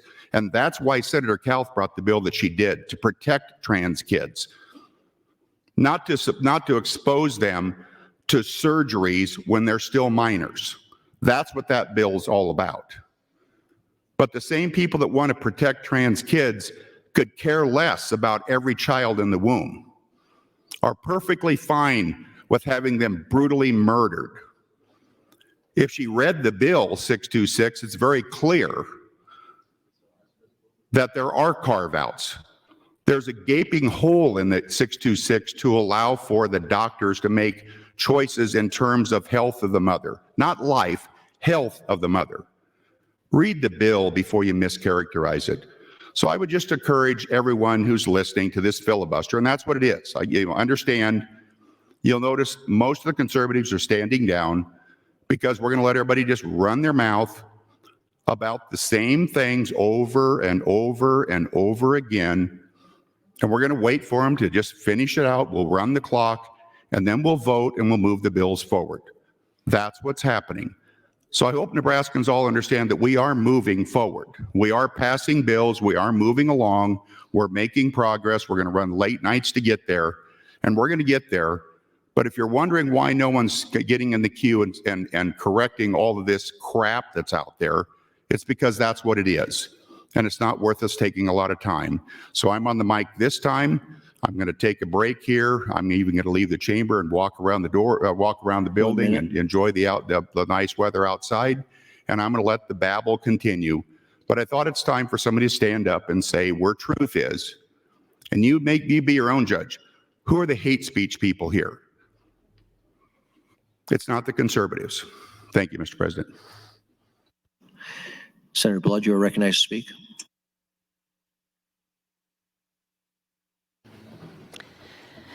Thank you, Mr. President. Fellow senators, friends all. Frankly, I was done talking for the day, but Senator Jacobson always inspires me to come back up and say a few words. I stand against the bracket, and I do support the underlying bill, but I do take issue when another senator says that, and I'm so angry now, I can't even remember how he said it. But basically saying that you're spewing words out of your mouth. And it was very insulting to whoever talks at the mic. And you hear me say this all the time. I'm so sick of this us versus them language. It's not the conservatives doing anything. Well, okay, let's see. Let's start. All the conservatives stand up in the room here because I want to make sure everybody knows who you are. Oh, there isn't anybody in here. When we continue to label each other, be us conservative, be us liberal, be us whatever the heck you guys are saying for language in the nonpartisan body of the Nebraska unicameral, you are only making the divide bigger. That has been the thing that has turned my stomach from the very first time I came into this body. When people stand up and go, I'm a proud conservative, I'm a proud Republican woman, I am definitely a flaming liberal, which it's kind of funny because I never hear those words, by the way. It's usually people that want you to know that they're a certain way. And I don't know, it's because they want you to like them, or they don't want you to question why they believe what they believe. But knock it off. We get it. You're proud to be whatever you are, be it a Republican or what, I don't know, uber conservative, whatever language you want to use. I get it. But is it necessary to call someone down for what you believe was name calling and then do exactly the same? Two wrongs do not make a right. The conservatives are standing down. Well, good for the conservatives, whoever the heck that is. Pretty much everybody's standing down right now. It's been a long day. It's going to be longer. It's beautiful outside. A lot of people are catching rays. Other people are having little tea parties under the balcony. It's all good. But just, if all the conservatives are standing down, why didn't you stand down on that one? quit the name calling, quit identifying in a way that continues to separate us. I've had enough. 7 years of this is plenty. We're all Nebraska senators. We're all here because we represent a district that voted us to do our jobs here. Some of us had it easier than others on our elections and got their ways kind of paid into office, but a lot of us did it through the school of hard knocks. We want to get stuff done. Is there a big, long filibuster going on? There is. Are we desperately trying to find rides for our bills? We are, but we're all in the same boat, and it's not necessary to be nasty like that on the mic. And don't come to me and go, oh, she was mean to me too. I'm not your mother. I raised my kids, and I got paid better than I get paid here, because I got lots of love and hugs and kisses, and that's invaluable. But just, I cannot stomach this anymore. Knock it off. You don't like what's being said? Go and talk to that senator. You want to make sure that everybody labels you as being a specific thing? That's what you do on the campaign trail. You don't got to prove it by constantly announcing it on the mic. It's a nonpartisan body. We are here for the people. I don't like everything that goes on either. But good grief, quit mansplaining to me, please. And quit identifying people as being in a certain demographic. We're all here to do the people's work. We're all here for the same reason. Some of us just have different approaches. Thank you, Mr. President. Senator Hunt, you're welcome to close on your bracket. Thank you, Mr. President. Colleagues, Senator Jacobson is doing the right thing. He should go take a walk. He should get out of here and go take a walk and enjoy the nice day and think about his vote on LB 574. As far as I'm concerned, the more Senator Jacobson talks, the better, because every time he talks, he sounds more and more and more radical to me in a body where he would like to be seen as a moderate. During the property tax debate, every time he got on the microphone, I learned about 4 more things that he owns, I feel like. These are not people who are relatable to Nebraskans. So Senator Jacobson gets up and says that he's going to be the great bearer of truth and finally say some true things on the microphone that the good people of Nebraska would like to hear. But then the first thing he says is a lie, not a misunderstanding, a lie, an L-I-E lie, a deliberate misrepresentation. There was never any kind of amendment that I would ever agree to make me support LB 574. There would never be an amendment under the sun that would make me do that, and I would never say anything to Senator Jacobson to that end. Never did, never will, because I don't. I can tell you about a conversation we had, though, that we did have that does exist. Everyone in this body knew that the deal was LB 574 goes down and we move on with the session as normal. We also did not think the votes were there, partly because Senator Jacobson, who doesn't support it and doesn't want to vote for it, was going to be out of town. On Thursday and Friday, he had to go out of town for a meeting. Everybody knew this. The scheduling of that bill on a Thursday felt like a gift to Senator Jacobson so that he wouldn't have to be here to vote for that bill. At the last minute, he comes out with this amendment that he gets Senator Kauth to introduce that just bans the surgery. I would never agree to that amendment. I would never support it. But for some reason, Senator Jacobson canceled his planned meeting, canceled his trip, tried to guilt trip me about it, told me that, well, by missing this meeting, I'm actually missing out on a deal that's worth about 2 times what we make here per year. So what, $24,000? I should bill him $24,000 for telling me that. Girl, if there was something you could go do in one day that would make you $24,000, you should go do that. Go do it.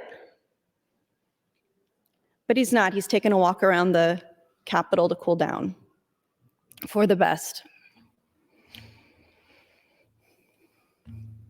We're also doing manipulative things, like packaging a bill that we know does not stand to pass on its own merits, like the Crisis Pregnancy Center tax credit bill. We're putting bills on that progressives want to basically twist our arms into voting for it. I'm talking about John Frederickson's tax credit for food donations, for food bank donations bill, putting that on a tax credit for crisis pregnancy centers, saying, okay, progressives, what now?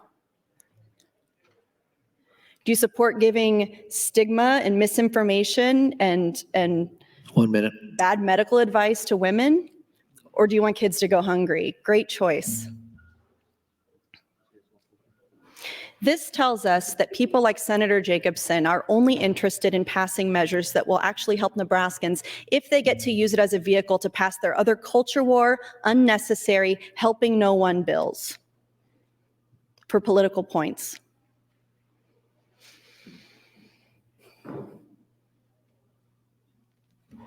And if you want to say, come to my district, you'll see that you're not normal. Based on the messages and calls and emails that I get from people in your district, I would kindly disagree. Thank you, Mr. President. Call the House, roll call vote. There's been a request to place the House under call. The question is, shall the House go under call? All those in favor vote aye. All those opposed vote nay.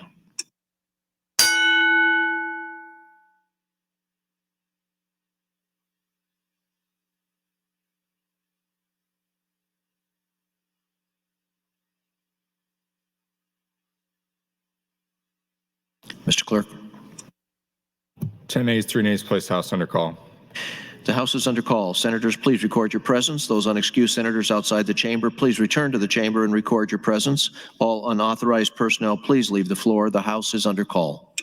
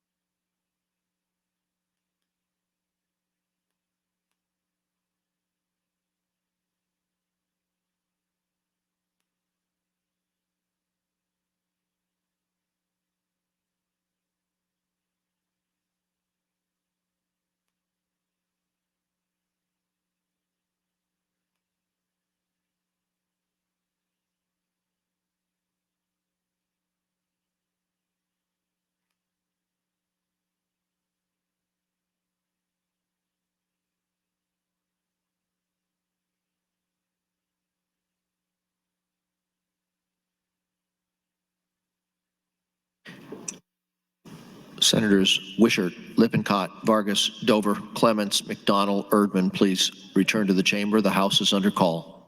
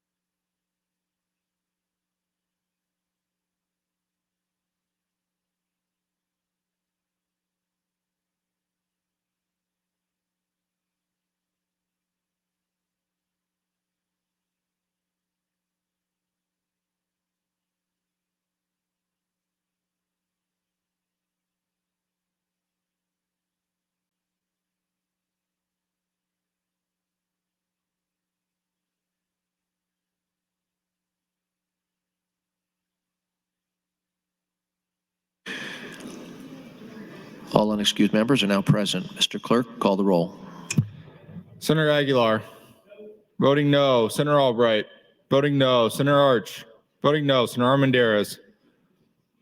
Voting no. Senator Ballard. Voting no. Senator Blood. Voting no. Senator Bostar. Voting no. Senator Bostelman. Voting no. Senator Brandt. Voting no. Senator Brewer. Voting no. Senator Breezy. Voting no. Senator John Kavanaugh. Voting no. Senator Michaela Kavanaugh. Not voting. Senator Clements. Voting no. Senator Conrad. Voting no. Senator Day. Voting no. Senator DeBoer. Voting no. Senator DeKay. Voting no. Senator Dorn. Voting no. Senator Dover. Voting no. Senator Dungan. Voting no. Senator Erdman. Voting no. Senator Frederickson. Voting no. Senator Geist. Voting no. Senator Holleran. Voting no. Senator Hansen. Voting no. Senator Hardin. Voting no. Senator Holdcroft. Voting no. Senator Hughes. Voting no. Senator Hunt. Not voting. Senator Ibach. Voting no. Senator Jacobson. Voting no. Senator Kauth. Voting no. Senator Linehan. Voting no. Senator Lippincott. Voting no. Senator Lowe. Voting no. Senator McDonald. Voting no. Senator McKinney. Voting no. Senator Mosier. Voting no. Senator Merman. Voting no. Senator Raybold. Voting no. Senator Reapy. Voting no. Senator Sanders. Voting no. Senator Slama. Voting no. Senator Vargas. Voting no. Senator Von Gillern. Voting no. Senator Walls. Voting no. Senator Wayne.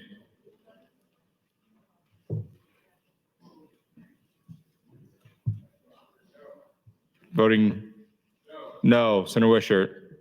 Voting no. Vote is 0 A's, 47 A's, Mr. President. The motion fails. Mr. Clerk. Mr. President, Senator Michaela Kavanaugh moved to reconsider the vote just taken on MO 50. Senator Kavanaugh, you're welcome to open on your motion. Thank you, Mr. President. Colleagues. Raise the call. Oh, there you go. Now you can all get up, move, and leave. I'm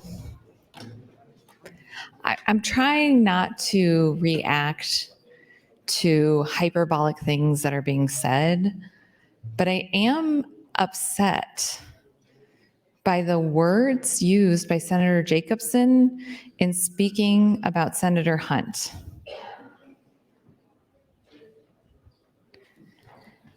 Saying that your colleague lives in a fantasy world, accusing all of us for being murderers because of our view on reproductive health care, maligning Senator Hunt and others who oppose 574 because we didn't take your hostile amendment. I think Senator Mosier has used this phrase a few times to describe me. Sour grapes. Sour grapes, Senator Jacobson. That's what you are saying. You've got sour grapes. If we don't do what you want the way that you want, you're going to get on the microphone and insult us. Senator Mosers has said many a time that I have sour grapes. I know Senator Hunt is definitely stronger than me, stronger than most in this body. But just because someone is strong doesn't mean that it is appropriate to personally attack and malign them.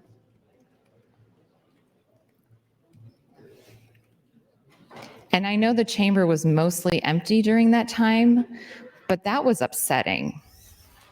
That was legitimately upsetting, inappropriate, and unstatesmanly, uncollegial, and beneath Senator Jacobson.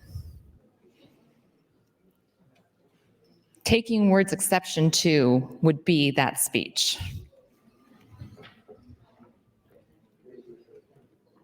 But that does not have to define Senator Jacobson, nor does it have to define this body. I'm sure when cooler heads prevail, he will come to realize that how he spoke was unchristian, first and foremost, extremely unchristian during the holiest season, but also inappropriate and beneath him.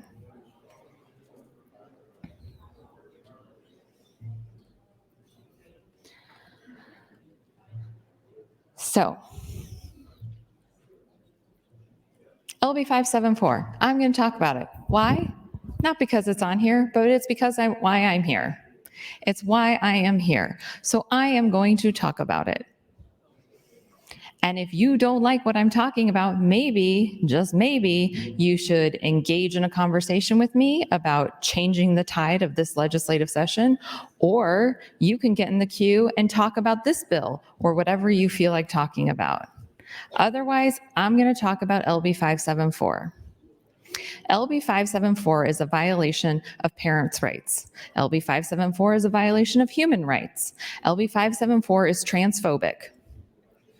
LB 574 is the first step, well, not the first step, it is a step. There are other steps that have already been taken. It is a step in seeking to eradicate the trans population in America, and specifically in Nebraska. The amendment that Senator Jacobson did, nothing to change any of those things that I just said about LB 574. Not a single thing changes about LB 574 with Senator Jacobson's amendment. It is still a human rights violation. It is still a parental rights violation. It is still transphobic.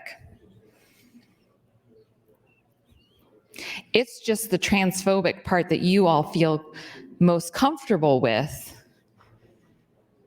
carrying forward.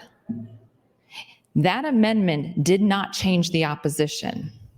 Not a single person in opposition had contacted me or any of you, as far as I know, and I'm pretty sure there would have been a ticker tape parade through here if somebody changed their opposition because of that amendment.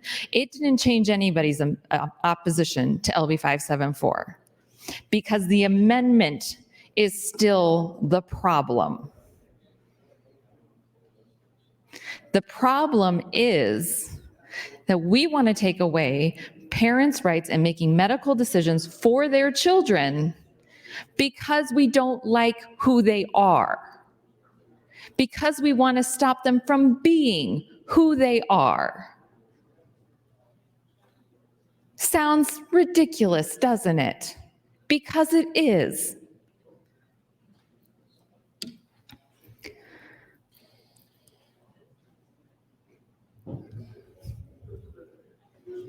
I started a little while ago talking about my kids and my husband. So my husband was reading this book, Stuck, last night to my kids. It's a delightful book. I highly recommend it.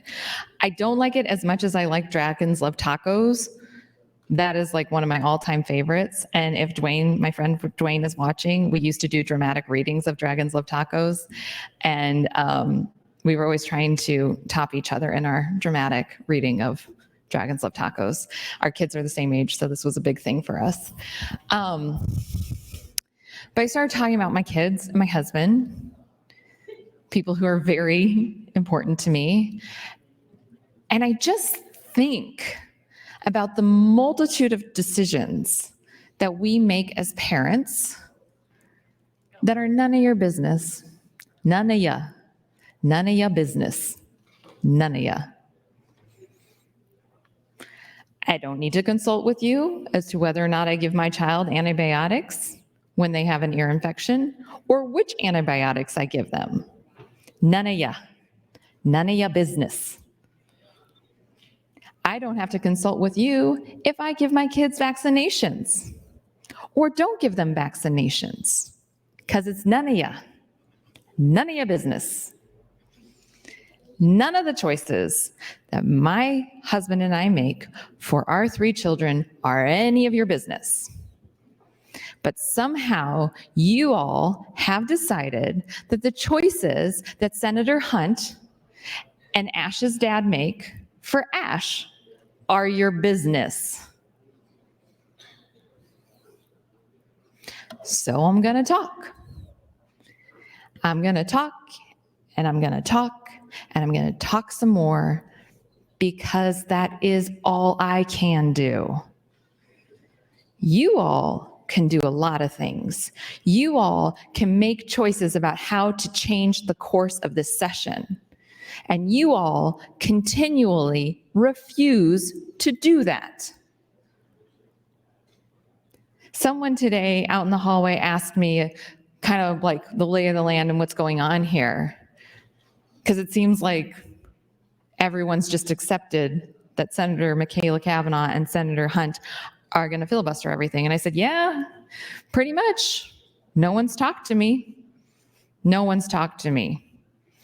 No one's engaged with me. No one's asked me what it would take at this point, which I'm kind of grateful for, because I do feel like I've said it a million times. So maybe you've actually listened to me and you know what it'll take, and you just are not willing. But I will start directing people to you all. If you all outside of the chamber want to know 1 minute. how to change the course inside the chamber, your colleagues have the power. They are refusing to use it. They are refusing to use it. So I'm going to just keep on talking. And when I'm not talking, I decided to do some mental health for myself, and I brought my embroidery today. So if you see me off camera and I'm embroidering, that's what I'm doing. It actually helps me listen better. I can listen when I'm doing something with my hands. And so today I brought my embroidery, and that helps me be a much more active listener. So there you go. I guess I decided to respond. I wasn't going to, but you know what? Fudgesicle. It warranted it. Thank you. Senator Hunt, you're recognized to speak. Thank you, Mr. President. I'd also like to know what the fantasy world is that I live in, according to Senator Jacobson. What part of it is fantastic?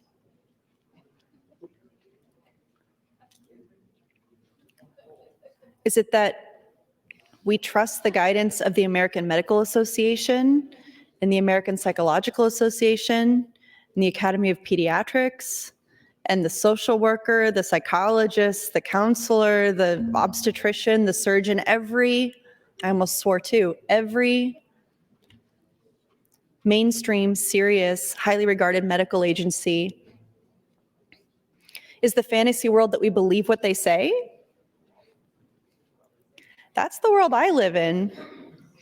We're talking about a full abortion ban. We're talking about a ban on healthcare for trans kids. And he says, I'm not the normal one. Man, I'm just saying what the doctors are saying. I'm just saying what the experts say. Am I an expert? No. And I wasn't born knowing anything. I wasn't born knowing anything about this stuff. But at least I'm open to learning it. But I would like to know what the fantasy world is. I have several emails from Senator Jacobson's constituents who have reached out to me throughout this session as I have emails from all of your constituents saying things like, well, my senator won't respond to me, or keep up the good work, my senator hasn't replied to me, or I came to the rotunda to talk to my senator and they wouldn't come out and talk to me, or they were rude to me, worst of all. One of Senator Jacobson's constituents says to me, "Thank you for your efforts to break the culture war legislation that seems to be particularly prevalent this session. It's daunting, but please keep it up. This morning, I'm prompted to send this email by the speaker's suggestion that the role of a representative is to stick her finger in the air of the constituency's often uninformed opinion." It's kind of a rough phrasing, but that's what we have here. "When adopting positions on matters of public policy. I'm forwarding the insight of Irish statesman Edmund Burke, whose thinking and writing were significant influences on the founders of our country." And then this great quote that we know. "Your representative owes you not his industry only, but his judgment, and he betrays instead of serving you if he sacrifices it to your opinion." Among the many who have referenced this quote was George H.W. Bush when, as a Texas congressman, he voted in favor of the Fair Housing Act of 1968, despite his constituents' strong opposition to that fundamental piece of civil rights legislation aimed at eliminating racial discrimination in housing. A representative has an obligation to do the right thing, regardless of popular opinion. Regards. This guy is a professional. He's probably somebody that Senator Jacobson knows. And I would be interested if he thinks that this guy's not normal. If he saw him at the coffee klatch, would he say, "Hey, buddy, you're not normal"? If you agree with Senator Hunt about something, if you want us to come off of the culture war stuff? No, I'm reflecting what most Nebraskans are asking us to do. And I'm not saying that Senator Jacobson doesn't reflect his district well or that he doesn't represent his district well. I think he's a great representative. I think he's more than qualified to serve his district well, and that he does.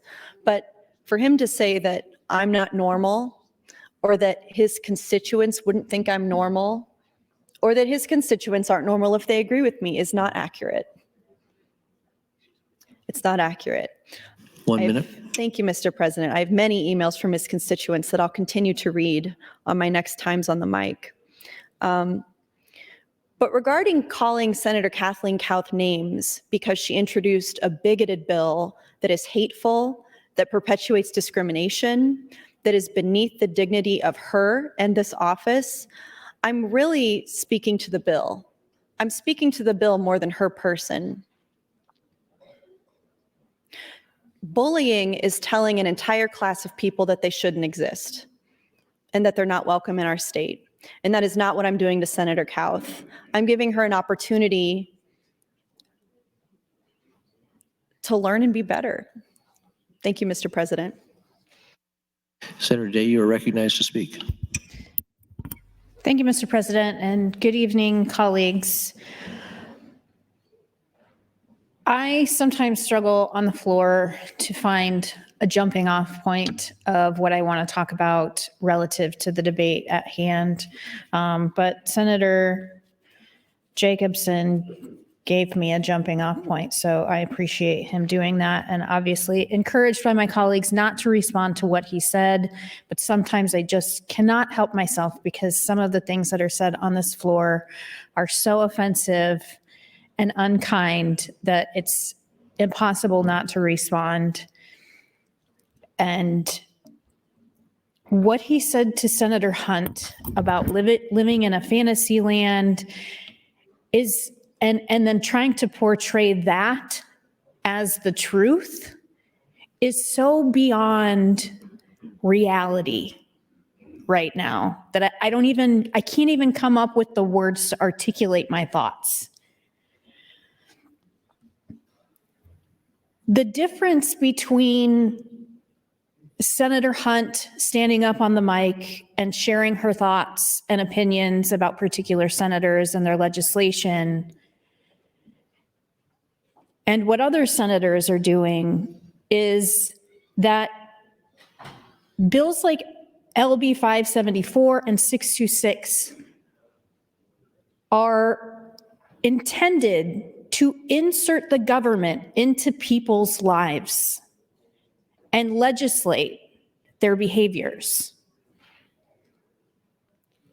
Standing up on the floor and sharing your life story and your thoughts about how that legislation will directly impact you and your family in a very negative way is not even close to creating, drafting, introducing, whipping votes on a bill that literally seeks to legislate people's lives. That's the difference. Senator Hunt and Senator Michaela Cavanaugh, or myself, or any of the senators who oppose LB 574 have not introduced bills coming to you to say, you don't get to parent your children this way. That's the difference. You all are using the power of your office and the strength of the law to legislate your belief system into other people's lives. That's the difference. You're telling parents that they do not and should not have the right to parent their children the best way they see fit. That's the difference. No one is coming into your life and saying, here's a bill that's going to force you to have an abortion. Here's a bill that's going to force you to have a transgender child. No one is doing that. That's the difference.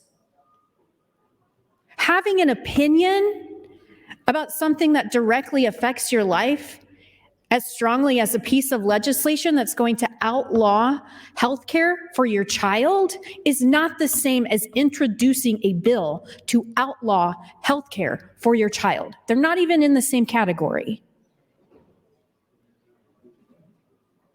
And it's completely ridiculous to stand up on the floor and say that the people whose lives are going to be affected directly by this legislation, thank you, and the fact that they're upset about it and are calling senators out for literally trying to legislate their parenting decisions are the extremists. They're not even in the same category. The fantasy world that Senator Hunt lives in, and apparently the rest of us that oppose 574 live in, is supported by every major medical organization in the country and in the state. LB 574 and 626 are opposed by every major medical organization in the state.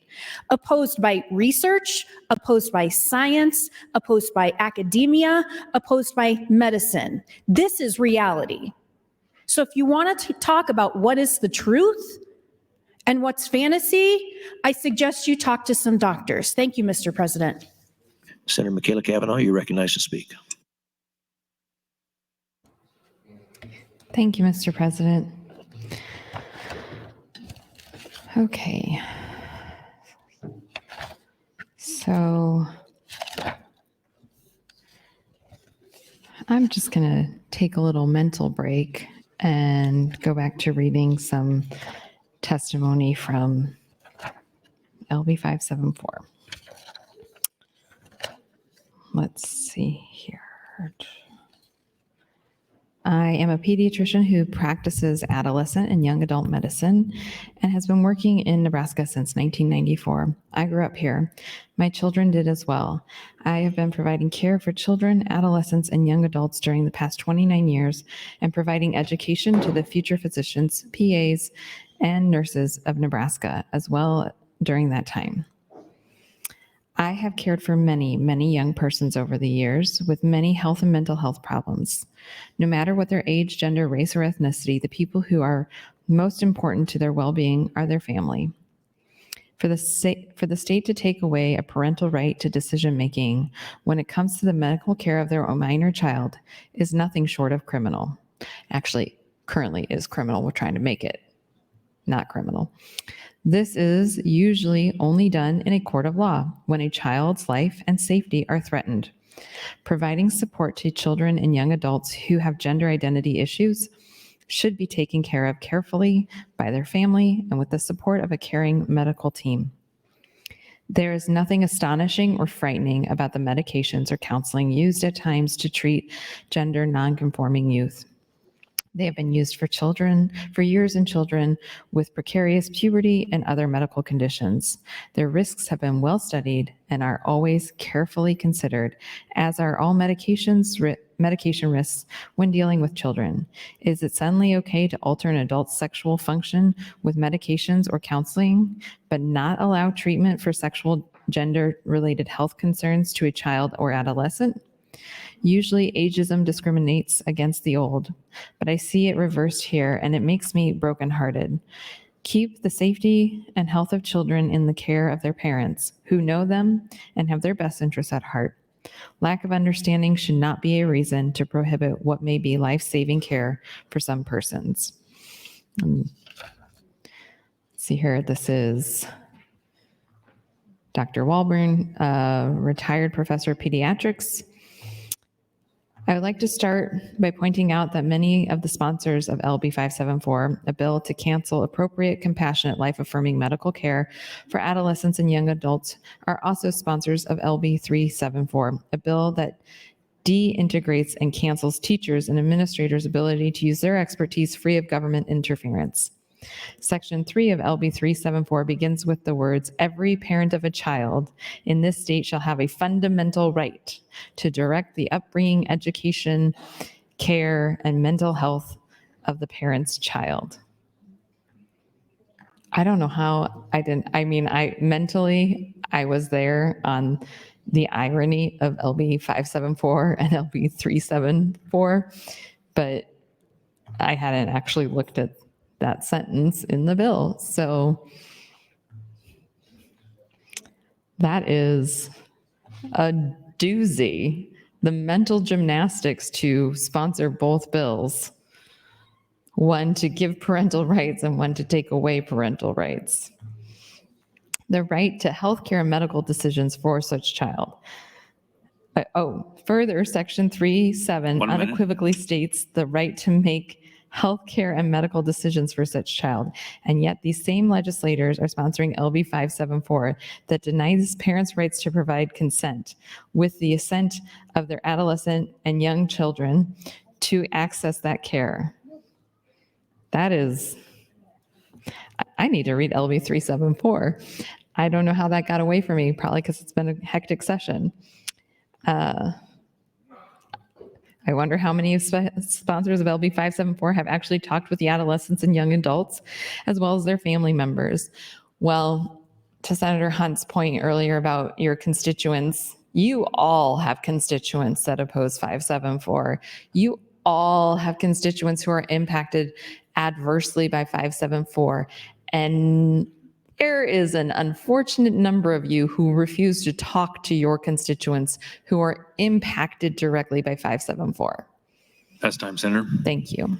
Thank you, Senator Michaela Cavanaugh. Senator Hunt, you are next in the queue. Thank you, Mr. President. I have a few more emails I'd like to read from some of Senator Jacobson's constituents. And I also want to say, I'm sure all of you have emails from my constituents saying that they don't agree with me, or maybe saying something like, I feel like I can only reach out to you because my senator doesn't agree with me on this issue. I'm sure we all have emails like that from people in all kinds of districts, and that's fine. But the difference between me and Senator Jacobson is that I would never say that my constituents who agree with him on issues aren't normal. And I would much less say that they don't exist. I mean, I've heard people like you say, well, I don't really have any constituents who care about this issue. Well, yes, you do, because they email me. And I would never say that about your constituents. So this email begins, "Good afternoon, Senator. I am a constituent out of Lincoln County, Nebraska. I'm forwarding this email below that I sent to my Senator Mike Jacobson after I expressed a concern to him about his behavior in the state capitol this week. Rural Nebraska, who is suffering the most at the hands of the Nebraska GOP, their opinion, And this is an example of the type of people who are in charge of our futures. We just don't know what else to do.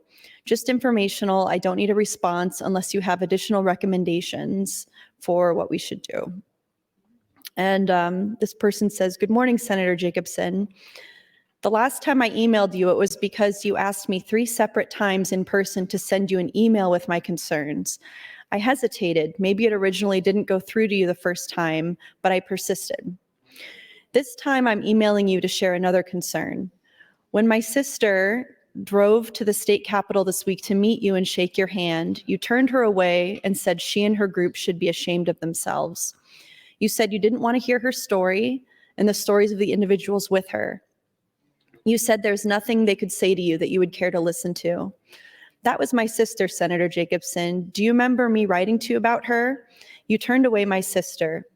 Since she did not get a chance to introduce herself or speak to you or shake your hand after you stormed away like an emotionally unregulated child, I will tell you here what she probably would have told you then. My sister has been through a lot. She has Asperger's, and she experienced a lot of abuse and dysfunction in her childhood years.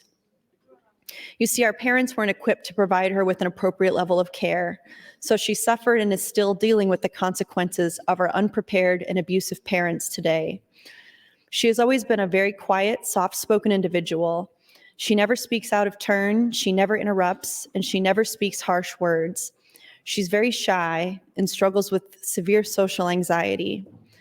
The public is generally not a welcoming place for an individual with Asperger's, but she managed to find a group that said they would escort her to you so that she could speak to you on my behalf. That was my sister, Mike, and you belittled and berated and besmudged her.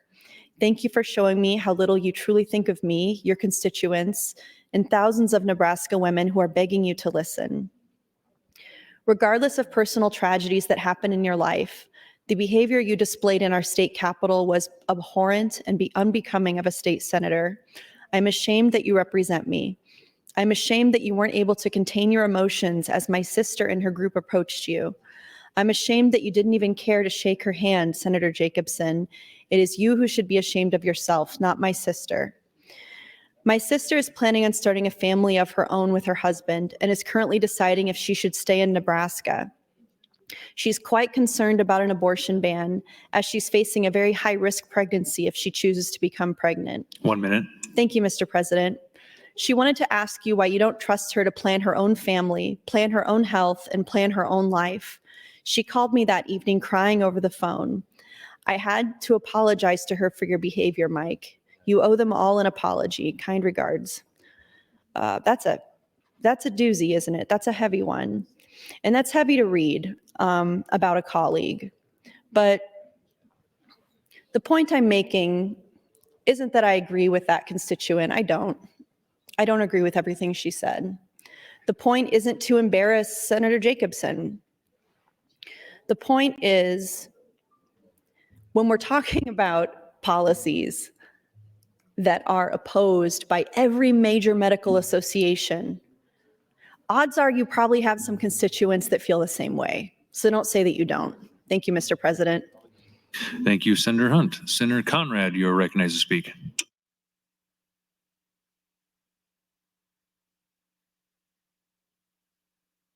Is Senator Conrad here?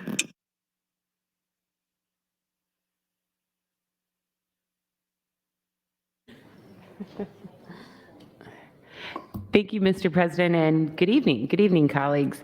I wanted to just kind of, maybe say a word or two about kind of where we find ourselves this evening after such an invigorating day of very substantive debate, and just offer a few comments there. And then I want to perhaps draw the body's attention back to the underlying legislation with LB 775 and talk about some of the component parts therein, and then also kind of tee up an opportunity that I've identified in moving a piece of legislation on my personal legislative agenda that I brought forward on behalf of a constituent in the district. So,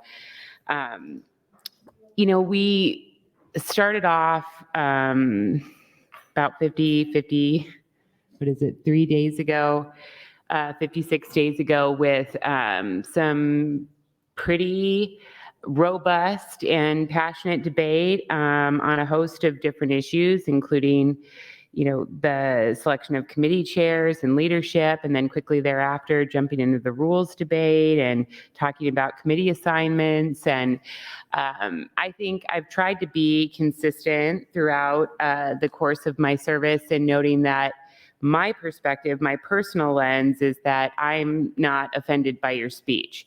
I think that the proper remedy for speech that you disagree with is more speech, not punitive natures, not censure motions, not anything in that regard. Now, whether or not you have the ability to engage in very passionate speech, whether or not you think that achieves your objectives as a senator, that remains to be seen. And we all have different personal styles at different times for different reasons.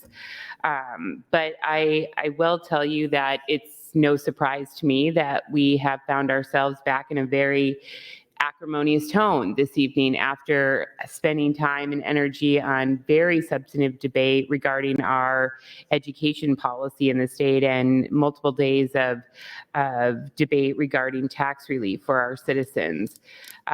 Because we continue to see how the promised filibuster has continued and come to fruition, because we haven't been able to find a way to move some of the significant threats to human rights off of our agenda.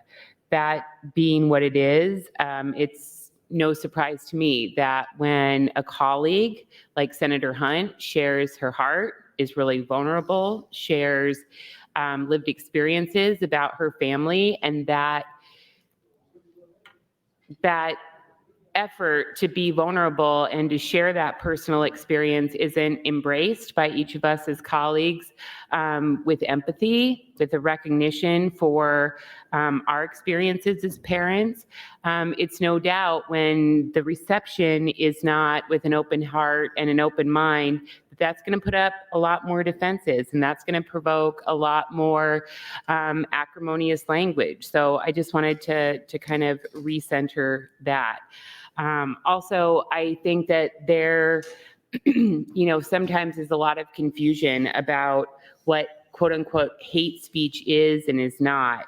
And, from a very general perspective, thank you, Mr. President, hate speech is typically defined as an offensive discourse that, seeks to escalate an incitement to discrimination or violence on the basis of sex or religion or race. And where we lose the First Amendment protection for robust free speech is, when we move into that area of a direct incitement to imminent criminal activity or violence. And that's a pretty high bar, as it should be, balancing against our right to engage in free speech, even when it might be hard to hear, or even when it might be offensive to hear. That doesn't mean that we can't call out tone or push back when we find something distasteful or discordant with the issues before us or the interpersonal relationships that we have to navigate here as well. So I'm going to hit my light again because— Time, Senator. Thank you. Senators, we will now stand at ease, and we will reconvene at 6 p.m.